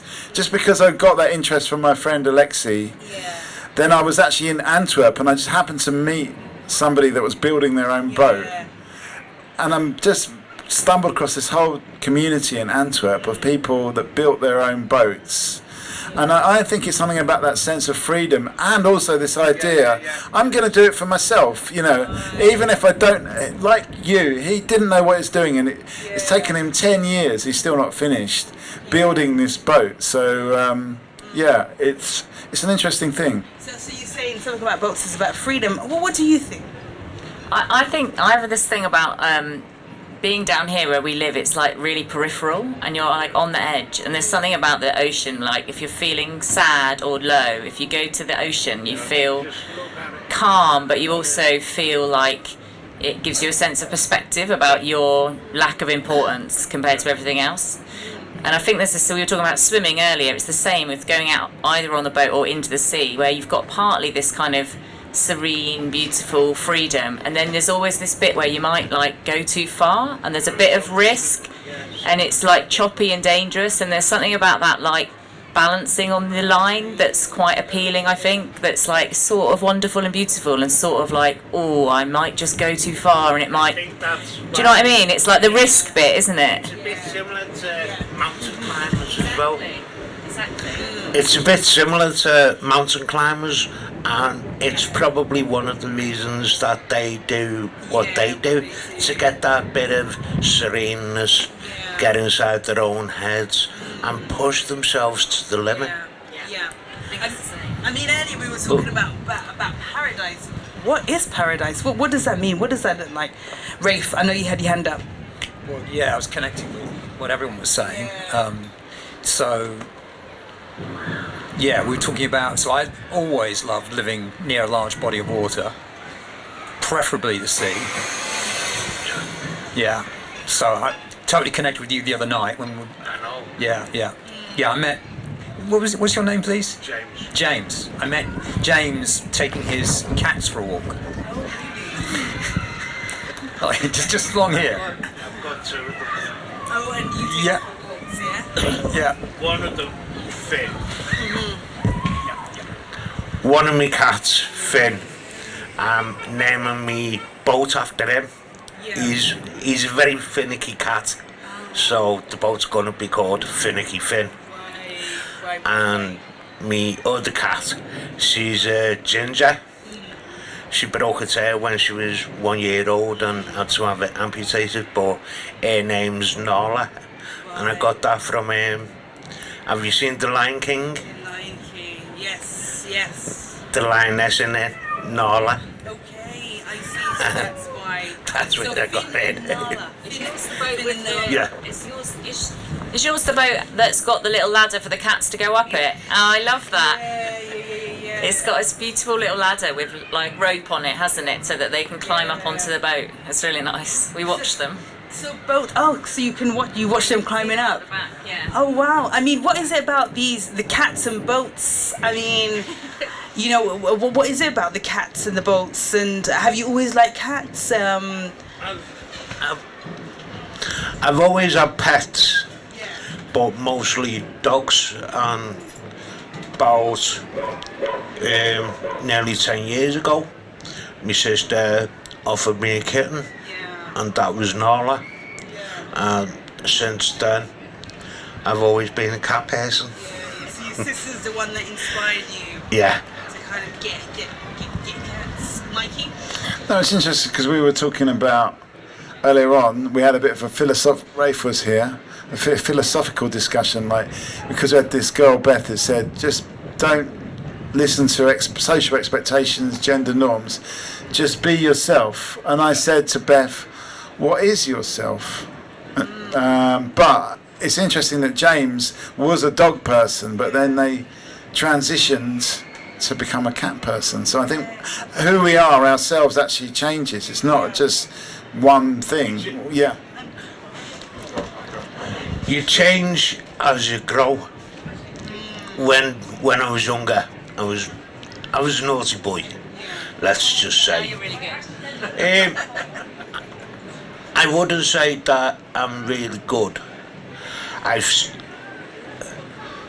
still got all the tendencies to do the bad stuff that I was doing, but I learned as I grew, what's the use of it? What's the use of giving myself the stress, giving myself the hassles? Whether Come and join us. Come and join us. This is Talkaoke. We're talking about all sorts, from music, being bad. Are you bad? Are you good? Do you like boats? Do you like cats? Come and sit down. Give us a minute of your time before you grab some food and check out the exhibitions. Hey, ice cream. Come and let us know. Yeah. Well, let us know how it all goes when you get back anyway, you know. I mean, they're clean, I've used them. So yeah, I mean, boats, cats. I was actually going to ask you a question. I mean, who are you? Who are you, Mikey? How have you changed? Early, we had some people around the table, 2 women around the table that lived together, and they were saying that, you know, when they were young, they were anarchists, you know. Yeah. However, as they aged, they became more boring civil servants. That's what they said. That's according to them. That's what they said. As you get older, you start to realise you can't run around with the young people anymore. And you start slowing down, your body starts aching, you get arthritis, you can't move as fast, you can't do, so you've got to change your tempo. And it's getting that mindset to be able to change the tempo. I mean, were you anarchists when you were young? Have you grown out of that period? I think I've done it the other way round. So when I was young, I was quite like, I accepted the system, and I sort of was going to go through the rules and go to university and go work in the city, and I sort of thought capitalism was great and then we would all be okay. And then as I've got older, I think I've got much more anarchist and much more left-wing, whereas most people go the other way. I've got much more like, nah, the system is really bad and we should do something about it. And I think I was reading some statistics the other day that says this is the first generation, the kids who are like 20, 25 now, are the first generation where they're not getting more conservative as they get older. They're actually getting more left-wing as they get older and more radical, and they think that's because of the climate situation and how obvious it is that this type of economy isn't going to work forever. And that's like a massive game changer, because all the politicians rely on the fact that we get more and more conservative, and now we're not doing that, and that could change everything. Talking about all this climate condition, you've got the likes of Just Stop Oil, who are they're actually blockading the roads and stopping people going about the normal business. Why don't they go over to somewhere like the Philippines and India and other parts of Southeast Asia, where the conditions are a lot worse than what they are over here? You can walk down the streets of the Philippines and in India, even some parts of Malaysia, and you will see the rubbish piled up high, knee deep. You will see plastic in the sea. You will see nappies washed up on the shore on a beach somewhere. All this is plastic. They don't get told this. Why don't they start with somewhere where they can do the best? Right. So you're saying that Just Stop Oil, they're not targeting countries that have more visible signs of pollution and climate change. Jess, and then I'm going to come to you, Mikey. And teach these countries by education. I can go over to the Philippines, and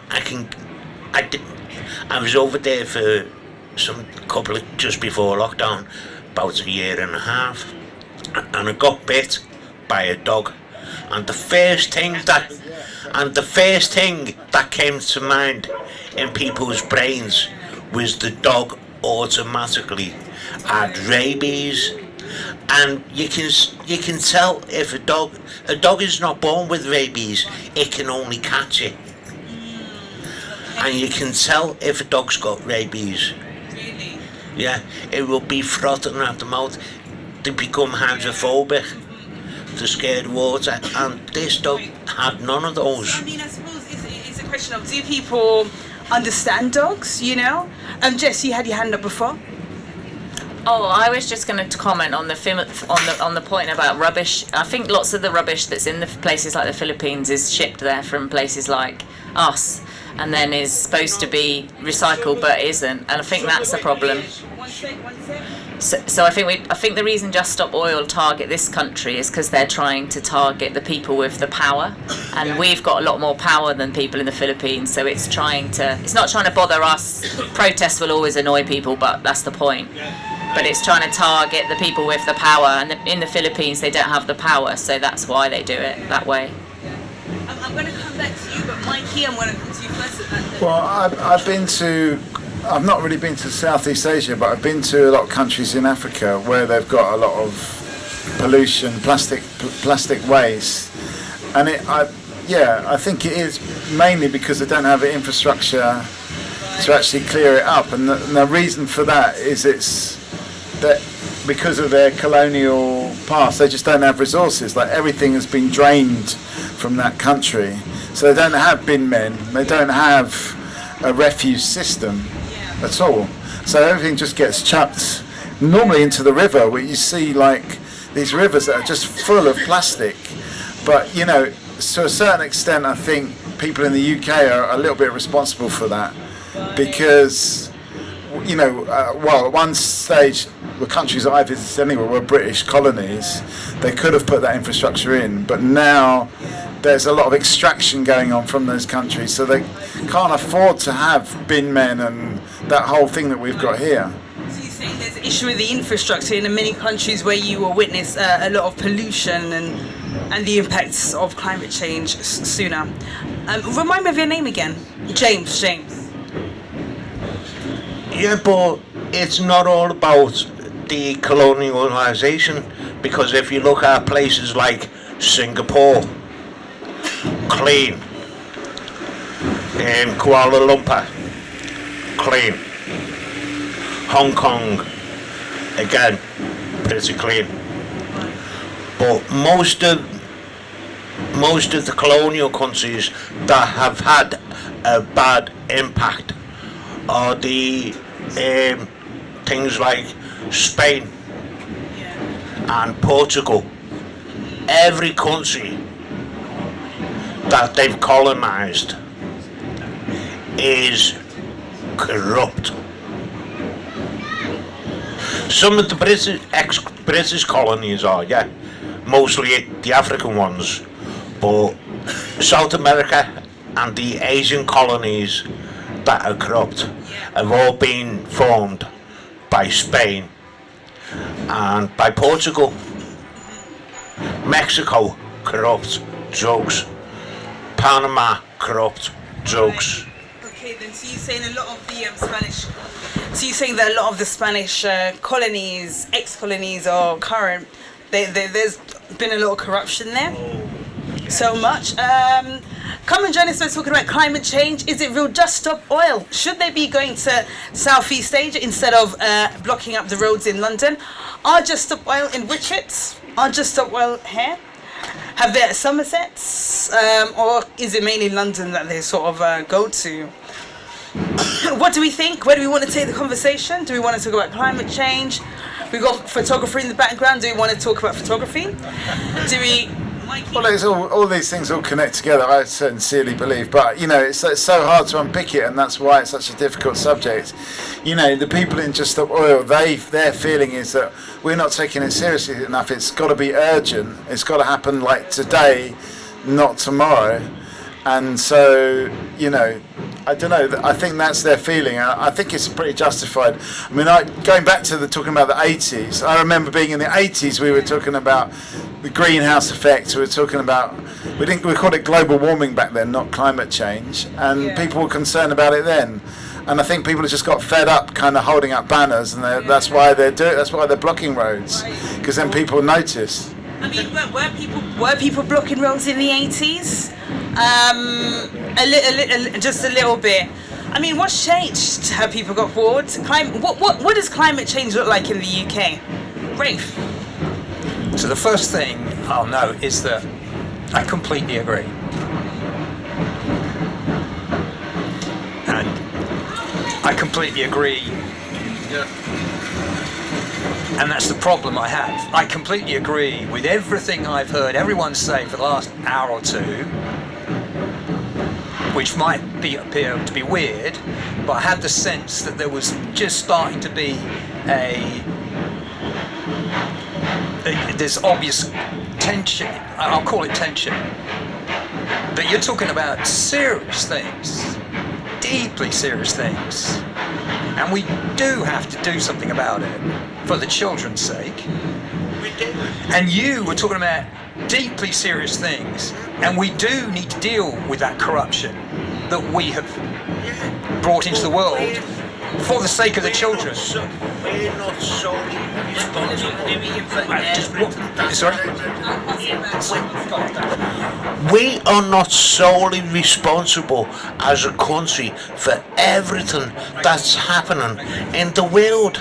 And this is what the likes of Just Stop Oil are trying to put into our conscience.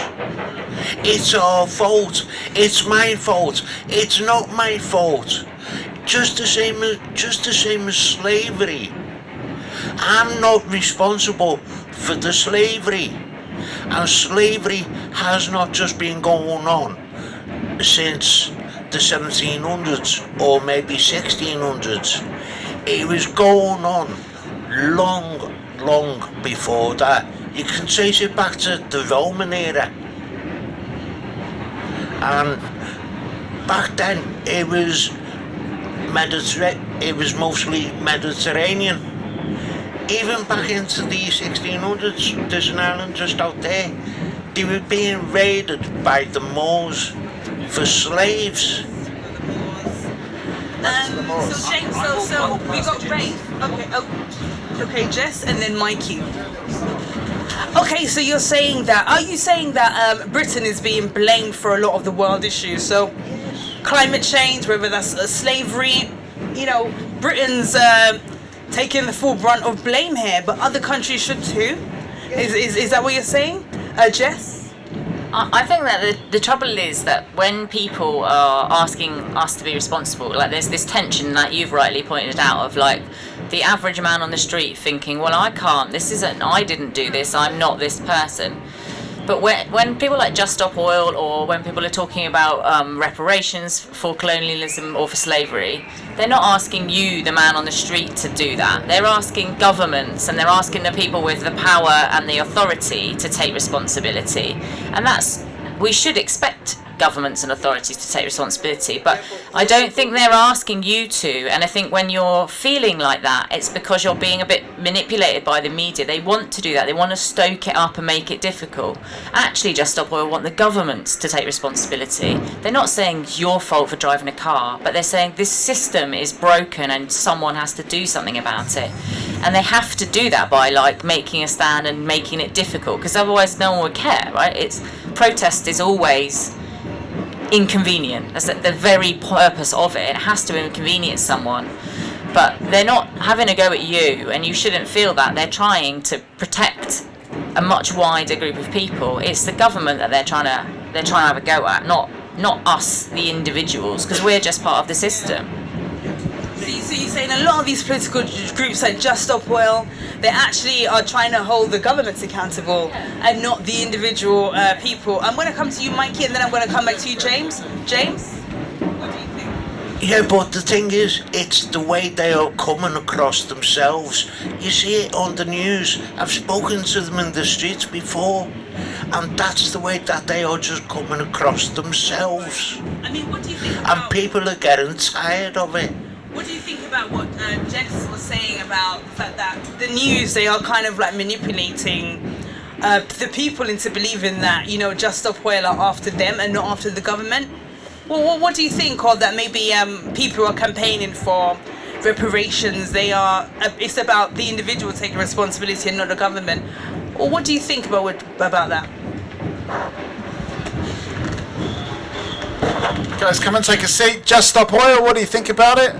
Good? What is that, good or bad? Was that... Yeah, they've got the right ideas. They've got the right ideas, but they are just going about it the wrong way. And they're coming about it in the wrong way.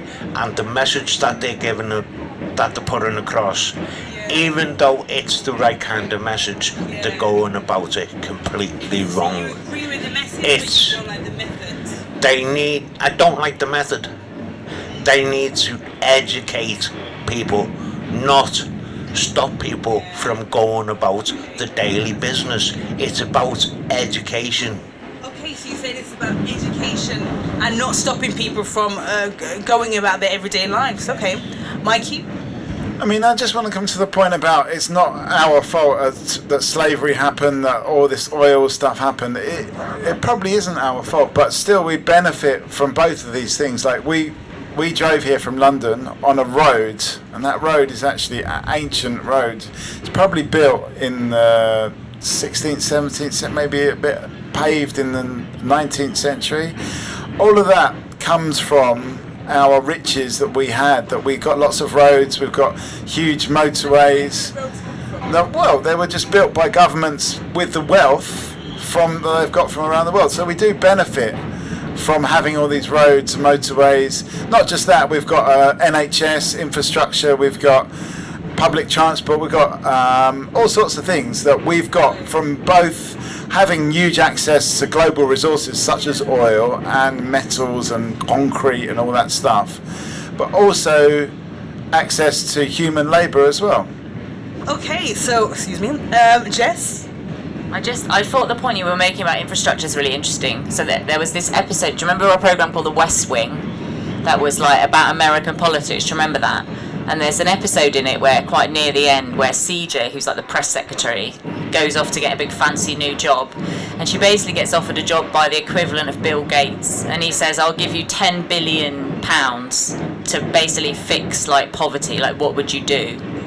And she says, it's not sexy and it's not interesting at all, but I'd go to Africa and I'd build roads. Because that's like, once you've got roads, you can get healthcare and you can get access to medicine, you can get education, and it's not that you need 10,000 more hospitals or loads of fancy things. What you just need is a way for people to easily get around, and then that changes everything. So I think this point about infrastructure is like massively important, but it's not like, that's not a very sexy thing to spend £10 billion on, is it? So no one does, because it's boring. But it's game changing. So building roads is one of the main ways to sort of get people's country back. James? Just going on to poverty. 2 minutes, yeah. Just do a recap, maybe. Come and join us. This is Talkaoke. This is a pop-up talk show. We're talking about Just Stop Oil. Let us know. Oh, you'll be back. James, continue. Yeah, talking about poverty, it's something that you're never going to be able to end it. Personally, myself, I was home before I got my flat and got my boat. I was homeless on and off for over 20 odd years, going to jail, coming out, going into hostels, sleeping on the streets. I've done it all, and it's one thing you're never gonna end. Homelessness. Why is that? Oh, Jess, you got a question? Okay, so now you're saying homelessness is never going to end, Jess. Well, I just have a question, which is that is there something that you, while you were in that experience and while you were in a period of being homeless or going into prison, what is the thing that you think could have made a difference for you that wasn't there? Is there something that it's like, if only this had been available, I might have been okay, or something would have helped? What could have made a difference? That's a good question. For me, even though I was homeless, a lot of it was by choice. It was choices I made, mistakes I made, and it wasn't until 10 years ago, the last time I came out, 2011, the last time I came out of prison, and I decided that day, never again am I going back to prison. And it was time to get a flat. So for the last time, I went through the hostel system. I went onto the streets first, got myself into a hostel, and got myself rehoused through the hostel system. And it takes a long time to do it. You can be stuck in a hostel 2-3 years sometimes, or you could be in a hostel for 6 months. But it was your mindset but it was my mindset that changed it. And the only reason it changed is because I finally learned from my experiences. Okay, then. Okay, I see. I mean, Also, you've got a cat about then, so maybe so you got your sister gave you your first cat after that? Last time you came out? I came out of prison in 2011 and I got me cat in 2014. I mean, how long were you inside last time? 10 years. Okay, I see. You know what? Was it last week we were doing a Talkaoke in Southeast London, and we were talking about prison reform, etc. And one of the main themes was that when people leave prison, they're only given about £40-something to kind of make it work. 1 week. You normally get given 1 week's allowance, which, well, it used to be job seekers allowance. Yeah. And you can get a job while you're in prison and make a little bit extra money and then save that up until you get out, and then you can come out with a bit more. Can everyone get a job in prison, or? Yeah, if they wanted to. Yeah. How do you apply for jobs in prison? You just ask the officers And they will be able and to they assist point you. you in the right direction, yeah. I mean, what do you think? Like, is there enough support for ex-prisoners? That was one of the things that came up at the previous Talkaoke. There's not enough support, and that's why they're likely to reoffend. Mikey, and then I'll come to you, Rafe.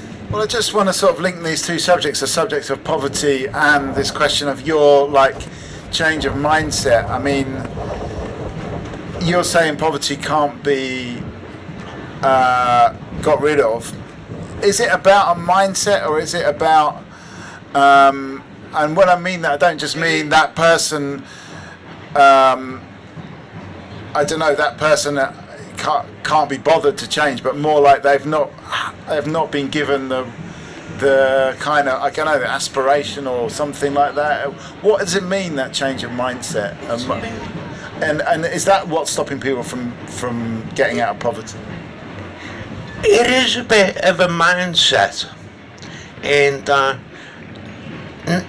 even though I've got me flats, even though I've had this flat which I am for the past 10 years, there are still times when I get so stressed out at different bills coming through the door that I could very well give up my keys and go back out onto the streets. Wow. So you're saying that sometimes... Because it's just that aggravation that you get. So you're saying that sometimes owning a home can actually be more stressful than being homeless. We got a new face at the table. Well, a new old face, second timer. What's your name? Paul. We got Jess, we got Rafe, Paul, we got James, we got Mikey, and this is Talkaoke. I mean, since you left, what have we spoken about? We've spoken about boats. Why are boats so appealing? Have you been on any boats in the area? Do you own a boat? No. Yeah? Can you swim in the sea? Why don't you own a boat? Would you like to own a boat? Yeah, Give us 2 minutes of your time. Let us know. We've got a few boat owners around the table. Yeah, absolutely. Welcome. We got Jess. What's your name? Harry. We got Harry. We got Rafe. We got Paul. James, Mikey, and this is Talkaoke. It's a pop-up talk show. You can talk about absolutely anything. Right now we're talking about homelessness, prison, ex-offenders, poverty, boats, cats. Exactly. But you know what? It's up to you. Homeless cats. That's interesting. Are there any homeless cats in the area? Before you show me your cross there. Have you seen a movie, A Cat Called Bob? In this area? No, it's a movie. It was on the cinemas. An ex-drug addict in London. He adopted a cat while he was still on the streets, and it's a movie about his life. And this cat used to go with the guy busking around London. So it's called A Cat Called Bob. Yeah. All right. Okay. Cool. And it's a good film. And did you say it's about a homeless guy that has a cat and he travels around London? Mikey? Well, it just makes me think of, and you were involved in this as well, and we did this kind of series of Talkaoke's online during COVID with Uganda. And Uganda, well, first of all, Uganda doesn't have any roads.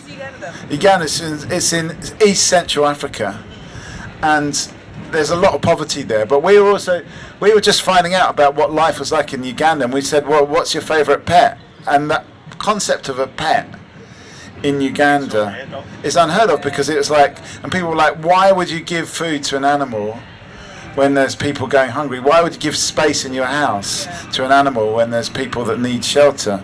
But I think the interesting thing is for you, James, that the cat, and for Bob the cat as well in this film, that those pets actually have got or did have some kind of role to play. It was not just the infrastructure, but something there about the pets and the poverty, and I'm just wondering if there's a connection there between pets. It's alright, guys. We got this. We got this. We got this. Amazing. It's all. We've got the weights. We've got the TV that's weighted down. We've got the camera that's weighted down. Quick save. Quick save. That's what we'll call that one. Does it usually get this windy in Watchet? Windy, Watchet, windy. Watchet. Okay. So is the wind part of climate change? Has it always been this windy in Watchet in Somerset? I mean, what do you think about the weather? Well, I'm not from Watchet, but Swindon. Okay. We drove past Swindon on the way here. You drove past Swindon? Yeah. Not very nice. What don't you like about it? It's very old-fashioned in a way, but it's not too bad. It's getting better. It's getting better. How is it getting better? Is it you that's making it better? No, it's to do with the council. The council are making the place better. They're picking up all the rubbish. It's looking clean, looking nicer. But yeah. We got a new face at the table. Come and join us. Are you all from Swindon? Don't be shy. Yeah, go on. Big up Swindon. Tell us about Swindon. What's your name? My name's Charlie. You got Charlie. My name's Matty. Matty, Charlie, Harry, we got Rafe, we got Paul, we got James, Mikey, I'm Elam. This is Talkaoke. This is a pop-up talk show. We can talk about Swindon. Apparently, Swindon has got better over the years. The council, they're making it cleaner and just a nice place to live. What do you think? I think that's correct, because it used to be very dirty, but they're making it very clean, so it's good. Swindon, like it, hate it? I'm not from Swindon, I'm from Hereford, but I met him on holiday. Okay, you're from where? Hereford. Is Hereford far from here? It's about 100 miles. 100 miles, and you met on holiday, and you became friends. Where did you meet on holiday? We met at Donovan Bay Park, like the caravan site. Okay, so a caravan site in Donovan Bay Park. That's where you met, and you've got friendship. Has anyone else met anyone abroad and become friends with them? I mean, Rafe was talking about the fact that he went on holiday to a festival in Tennessee, and he ended up staying for 7 years at a commune and at an anarchist commune. So, travel is that what we need to do to live a happy life, Mikey? I mean, I think it's interesting when you meet. I've met a few friends on holiday. It seems you do meet. Or travelling, you do, in a way, it's nice to get that different perspective to meet someone from a different place. Definitely. I don't know. I've been to Swindon, and the thing that struck me about Swindon was the roundabouts. There's a lot of roundabouts, but I've never been to Hereford. James, final thought before you go. I need to go to the toilet. Oh, okay. Need to go. There's a toilet inside East Quay. It's clean. I can definitely report back. But James will be back. So yeah, the roundabouts, Swindon. Is that all Swindon's known for? The roundabouts. If you were the mayor of Swindon, how would you improve it? How does Swindon compare to Watchet? Compared to Watchet, I don't know if you can really compare them both, to be fair, because Watchet is known for their boats and stuff like that, but Swindon's known for their roundabouts, so it's a little bit different, but yeah. I'm just going to say, I play a bit of roller hockey with people in Swindon. So roller hockey, like ice hockey but on skates, And so I don't know if if you sort of come across good sporting facilities, or is a lot of sport focus in Swindon, or not really, just more well, it's quite a big-ish place, isn't it? So it's, yeah. I have to say, roller hockey, yeah? Oh, I guess it's just the accent, because I was like, wow, that's the first time. Roller hockey, okay, that makes sense. You're thinking of anarchy. Yeah. I guess anarchy. I mean, I guess it is quite anarchy, yeah? But yes, sports in Swindon. Have you ever tried any roller hockey before? What sports do you do? Do you do sports?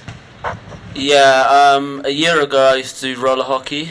Yeah, I used to, when I came up lockdown, I was quite interested in it. But like in Swindon there's a lot of sports places and a lot of clean fields, to be fair. They clean all their fields and stuff. So like there's always, outside my house there's like a cricket field, so go down to a cricket field, do some stuff down there. But yeah, roller hockey I would definitely recommend, it's very, very fun. I mean, can you kind of combine roller hockey and the roundabouts? Can you roller hockey round the roundabouts? Can you skate round the roundabouts? It's very dangerous if you walk around it because there's loads of cars. Earlier we were talking about Just Stop Oil. Do we need to have a Just Stop Oil for roller skates? Roller skating? Can you just stop the traffic for roller skating? I mean, I know I'm not meant to share my opinion, but in London they have this annual event where everyone skates through. When I used to work in a pub, they would skate through the pub. I don't think the landlord enjoyed that. But anyway. Sidetrack. So, do you think enough people know about the sports in Swindon? Yes. I think, because there's a lot of football. Because Swindon Town is, I think, League 2 in football, so it's pretty known.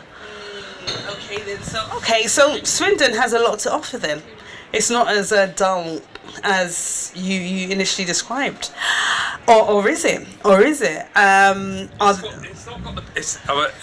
hope this is not offensive, but it hasn't got the best reputation. Mainly because often people that come from Swindon go, "Oh, Swindon, the pits or whatever." But actually, I'm sure that it's not all that bad. Yeah.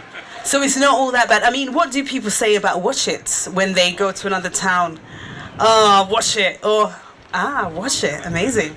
I mean, I like the boats. It's a very nice place. It's a nice place to come to for sure. I mean, I guess you guys there's more cars in Swindon, but here it's more boats and steam trains. So you've got, I guess, more of a choice of vehicles here than in Swindon. Yeah, I did say the trains. Which method of transport do you prefer? The steam train, boats, cars, bikes, dogs? I don't know. What do you want to say in the conversation? I mean, roller hockey. Do you still do roller hockey now? Do a fair bit of roller hockey here and there. I suppose just been roller skating for quite a long time, and when people sort of gave it up as a child and went and did more grown-up stuff, I just didn't and carried on skating. So I'm often sort of skating around the streets of wherever, really. Sometimes London, with the Friday night street skate, which is actually 3 times a week in London. No, but most of my friends do it because at Swindon, in West Swindon, there's an ice hockey team called the Swindon Wildcats, and every 3 times a week there's I think it's called like it's like Oh, say the joke. no, it's not just Okay. it's like you go ice skating with your friends like 3 times a week. I think it's like £3. Wildcats. I mean, I remember Wildcats from High School Musical. I don't know. I feel like maybe you might not know. Anyway, what about roller skating? Were you roller skated in the 80s? Did you continue roller skating? No. Do you do any sports? take part in any sports activities? No. No. I mean, we had a girl around the table earlier called Faith, actually. She was talking about the fact that she swims 3 times a week. She recently had a terrible experience in the sea where she nearly drowned a week ago, but she's she's overcome that by learning from that mistake and swimming next to swimming in a safe area. Do we do enough sports? Do we do too much sport? Mikey? Well, some people like sports, some people just don't get sports at all. Like I do sports, but because I hang around in Hackney where there's a lot of artists, somehow artists don't like sports. So it's very rare to find someone that's into art that's also into sports. You do get them, but like me, I'm sort of into sports. I like football. I'm a big follower of a small team we've got in East London called West Ham United. I don't know if you might have heard of them, but that's very rare. Most of my friends are not at all interested in football or sports or roller skating. They're interested in cycling. That's the one thing that artists like to do for some reason. I mean, are there certain sports that certain groups of people like? Is it just young people in Swindon that like roller hockey? Is it just artists in London that like cycling? Is it just children that like swimming in the sea? Or are these?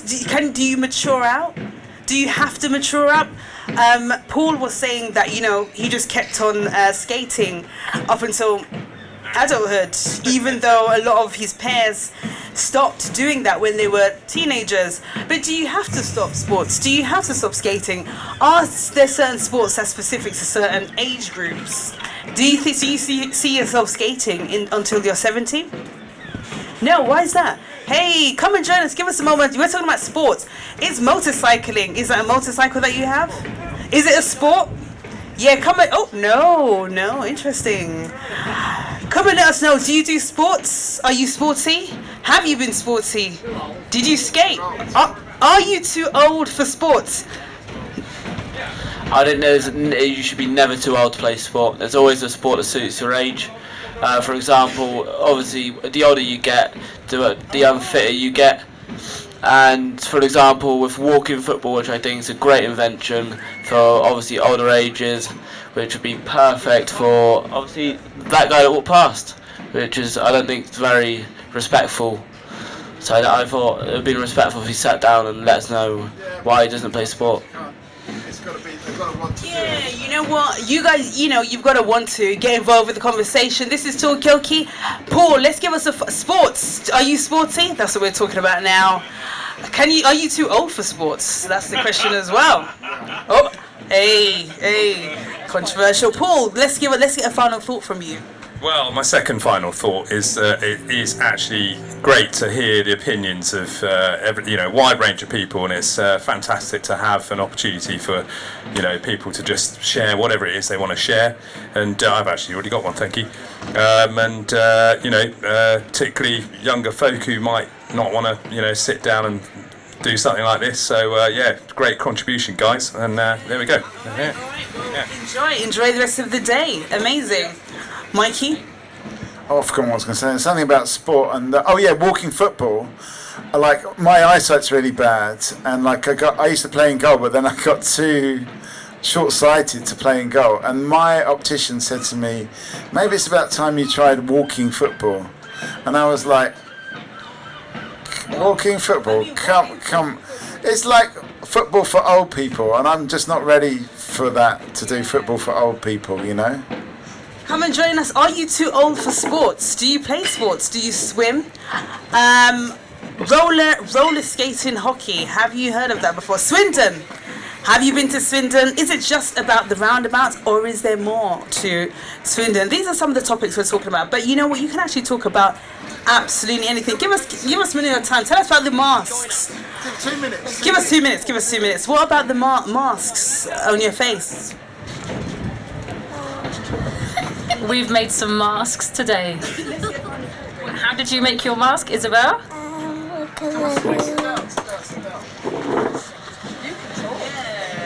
What did you do first to make your mask? What did you draw around to make your mask? Pencil. You had a pencil. What's your name? Isabel. Isabel. What's your name? Elaine. Elaine. Onyx. Onyx. Onyx. Onyx. Oh, Onyx. This is Olive. Olive. Olive. We got Onyx. Olive. Grandma. Grandma. Grandma. Okay. I am Grandma. Pearl. What's your name? Phoenix. Phoenix. Come and get involved. Onyx, Phoenix. Are these the names of birds? What's your name? Harry. Harry. Charlie. Charlie.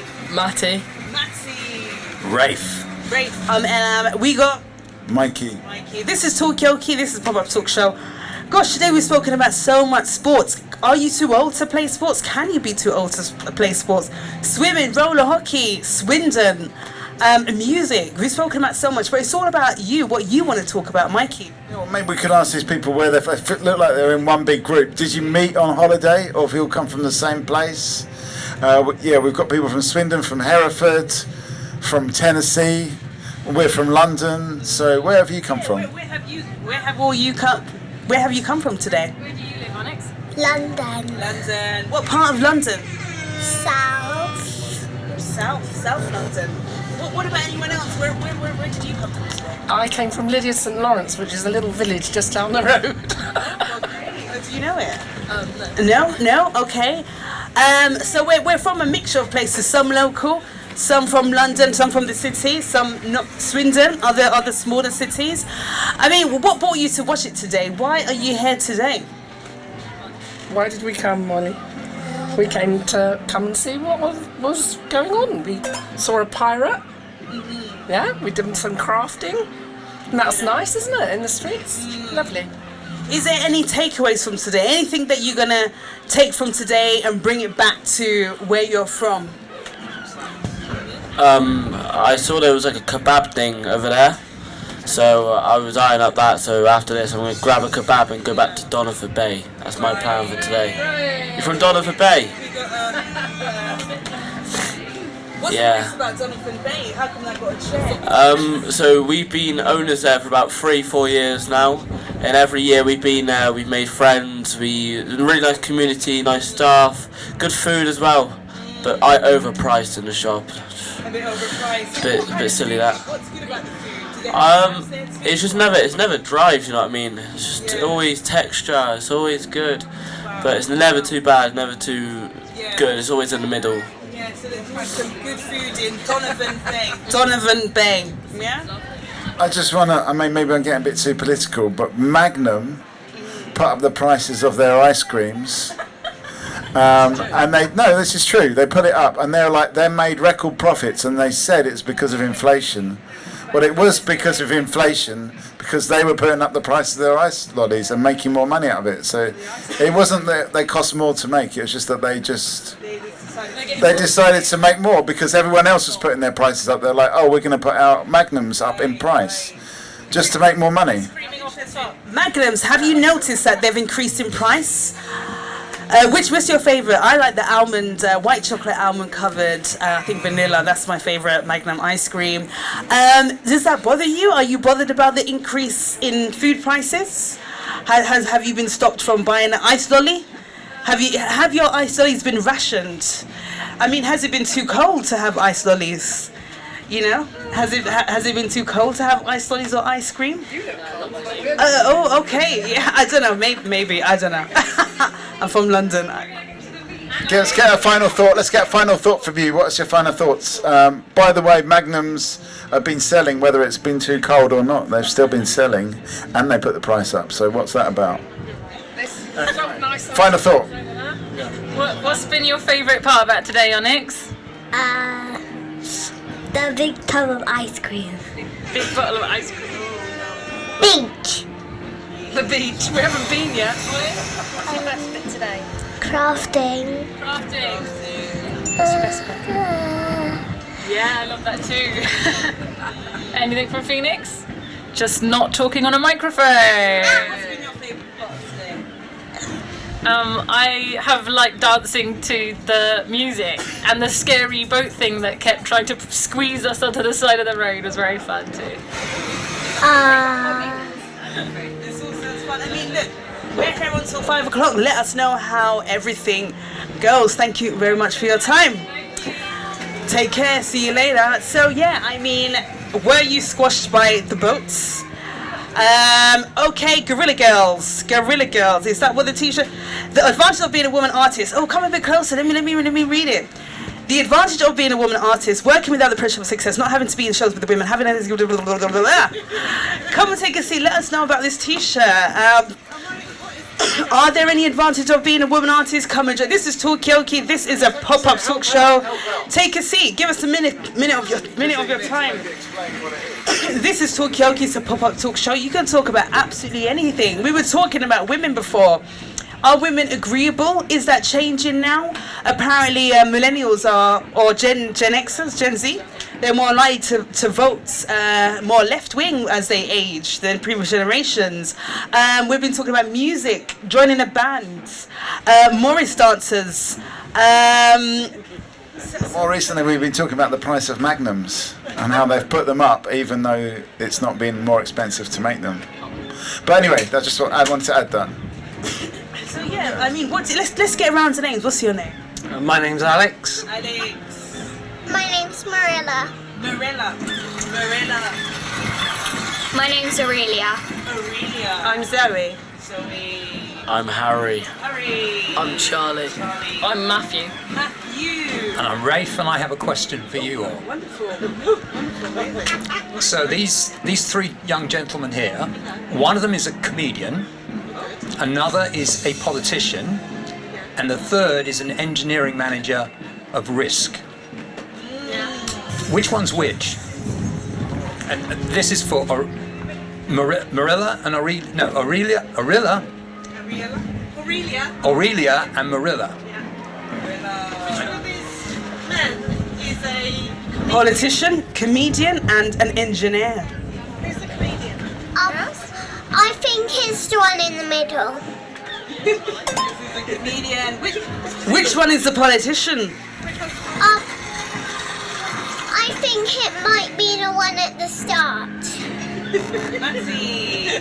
Also known as Matthew, or Matthew also known as Matty. Who is the who's the engineer? The end one. So we got the politician, the comedian, and the engineer.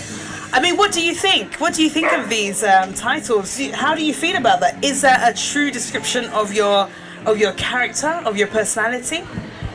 I think being a comedian would be pretty funny, and I'd enjoy that.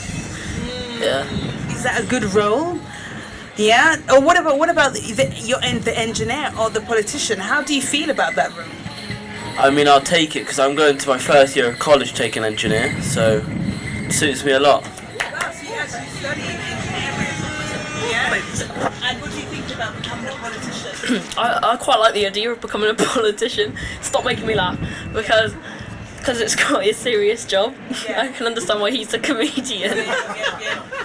I mean, what do we think about roles? What we want to be when we grow up? What do you want to be when you grow up?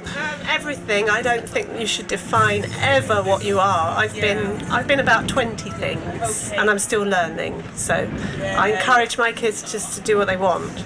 So do what you want. Do what you want. What about you? What do you want to be when you grow up? I still don't know. Young. Yeah. I want to be a doctor. Why do you want to be a doctor? Because I like taking care of people and stuff. Oh, okay then. To take care of people. I want to be a marine biologist. A marine biologist. Wow. Does everyone know what marine biologist is? Yeah. What is a marine biologist? Well, you can do lots of different things about a marine biologist, but it's mainly looking after sea life and learning more about them. Yeah. Okay, so it's about looking after sea life and learning more about them. Mikey, what do you want to be when you grow up? I I don't know, the talk show host. But one of the things this time last week we were in London Zoo, and one of the questions on the table then was, will we be able, through the use of computer AI technology, be able to talk to dolphins and have them understand us and understand the dolphins? And that goes to the marine biologists. I mean, that's a question directed at you, Ariella? Aurelia? Maybe. I mean, what do you think about AI and its use to help us connect with animals? Do you think that would be a good thing? Are you looking forward to that? Probably. So this is something that will probably happen. Rafe, what would you like to be when you are older? Younger. Younger. Okay, so is that what we hope for? To be younger. What does younger look like? What age would you like to stay at? What's your perfect younger age? It has to be under 60. Do you remember there was a definition earlier of a young gentleman on what is old? What is old? What is old? Oh, no problem. Let's get a final thought. Final thought, Zoe. Let's get a final thought before you leave us. More creative opportunities in all schools and universities, and stop closing fine art courses in Taunton. Why should we stop closing fine art? Because without creatives and creative thought, we can't possibly generate anything new, anything innovative, anything healing. Now, for example, and women shouldn't be talked over either. For example, there's a BA course in Taunton that was closed down last year, and the last graduates came to see me yesterday, and they were woeful because they were told that it was no longer. And actually, I'm going to have a big rant about our current Tory government, that they're stripping all opportunities creatively to children in schools and people trying to graduate. Well, I would like to imagine right now, I would like everybody around the table to imagine everybody in Parliament right now without the clothes, without wearing clothes that designers and creatives have made, without working on their laptops that creatives have designed, without sitting on benches that craftspeople have carved, without having the creativity of their parents nurturing them. I would like the government to think about that when they next strip the awards and opportunities creatively from academics at the moment. It's something I feel very passionately about.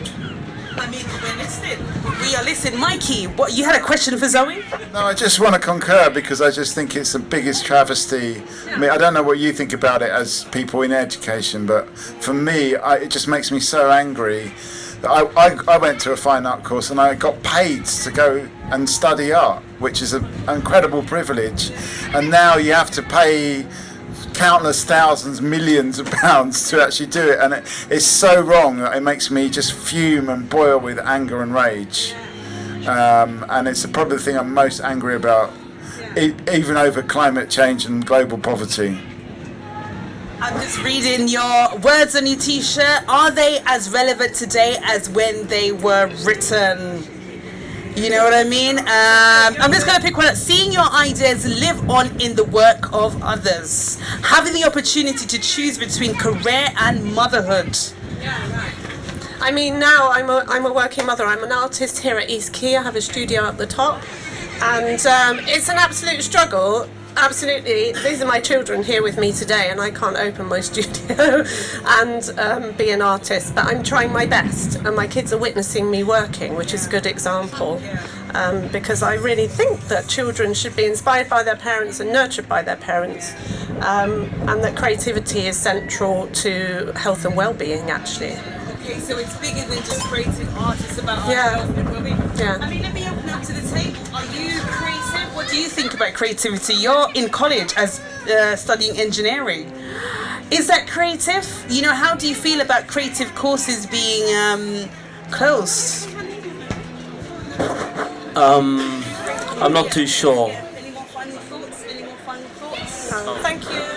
All right, let us know how it all goes. Thank you very much. What women to say?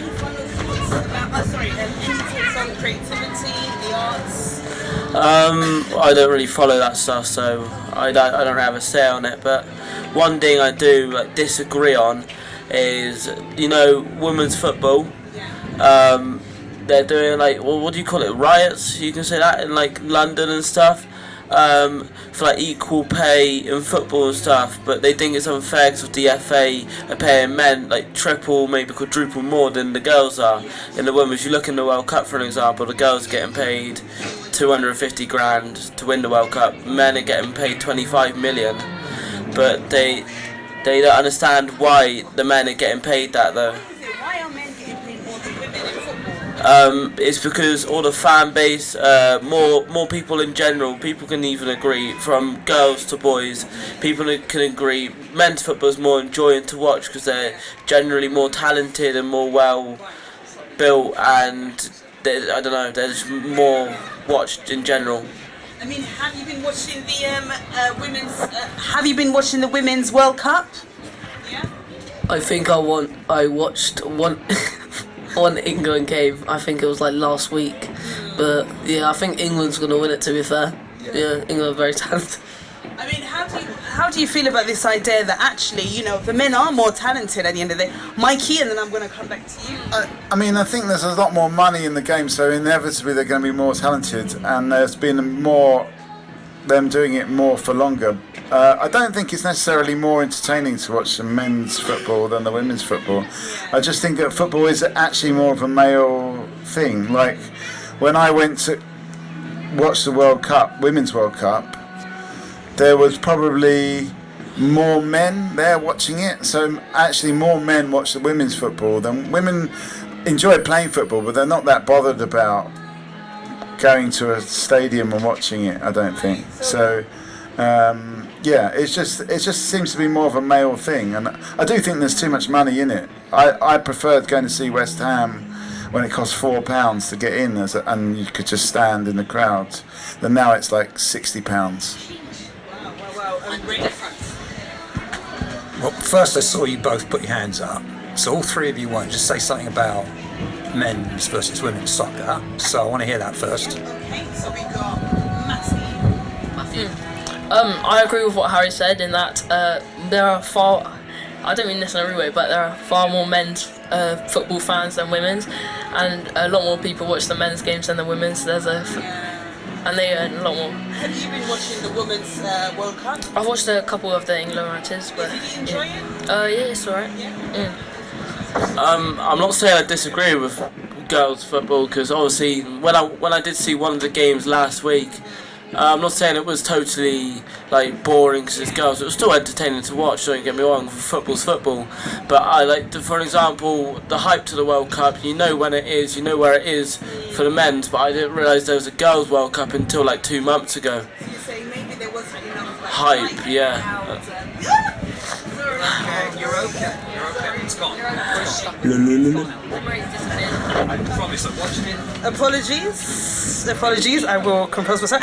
Okay, so you're saying there's just not enough hype. Have you been watching the Women's Football World Cup? Do you play football? Did you play football?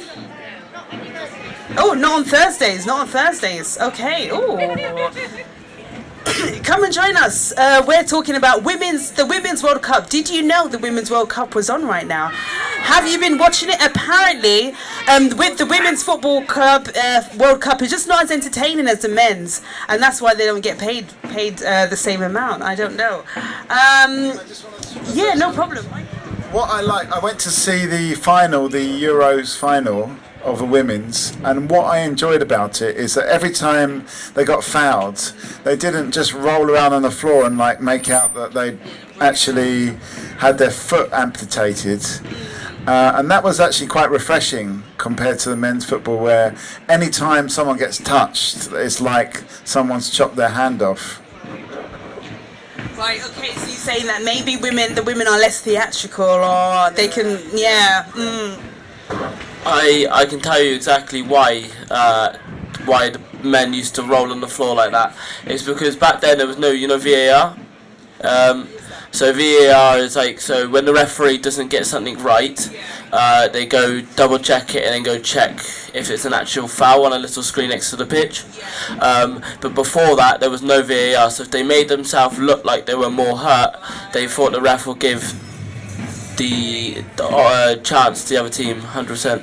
Yeah, so is that video and... Video assistant referee. Yeah, video assistant referee. Okay, so you're saying now that there's VAR... Grab the mic. Oh, so you're saying that but it's because of the VAR, that's why they were a little bit more theatrical, because they needed to get the attention... They're less theatrical.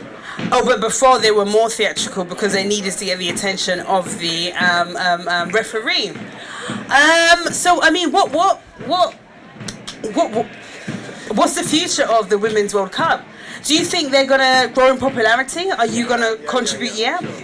So you're saying yeah, for sure they're gonna grow in popularity, and then will they start being paid more? I think they will start being paid more. I mean, I think just because football is more, for some reason, men just like football more than women. I mean, there's lots of women that love football, totally passionate about it, but they're a smaller subset. I think that will always be the case, but it will become a time when men will watch more women's football, and I think they will learn to appreciate the nuances and the beauty of the women's game a bit more. I think that's probably more what would happen, and no, they're more graceful. They're more, as I said, they don't make a big deal out of getting injured. They're light. It's a lighter game. It's actually more about skill and less about power and aggression. So there's some differences. It's more about skill. We got a couple of hands up. I know Rafe, you did have your hand up before, but Harry, Charlie, and then I want to come back to you. Yeah, but there's skill in women's football and also in men's football. Like there's some great players. Like in women's football, there's players like Sam Kerr, and she's really skilled. And in men's football, there's like Cristiano Ronaldo and Messi, and they're both really good. Okay, so you're saying that actually there are some key players in women's football.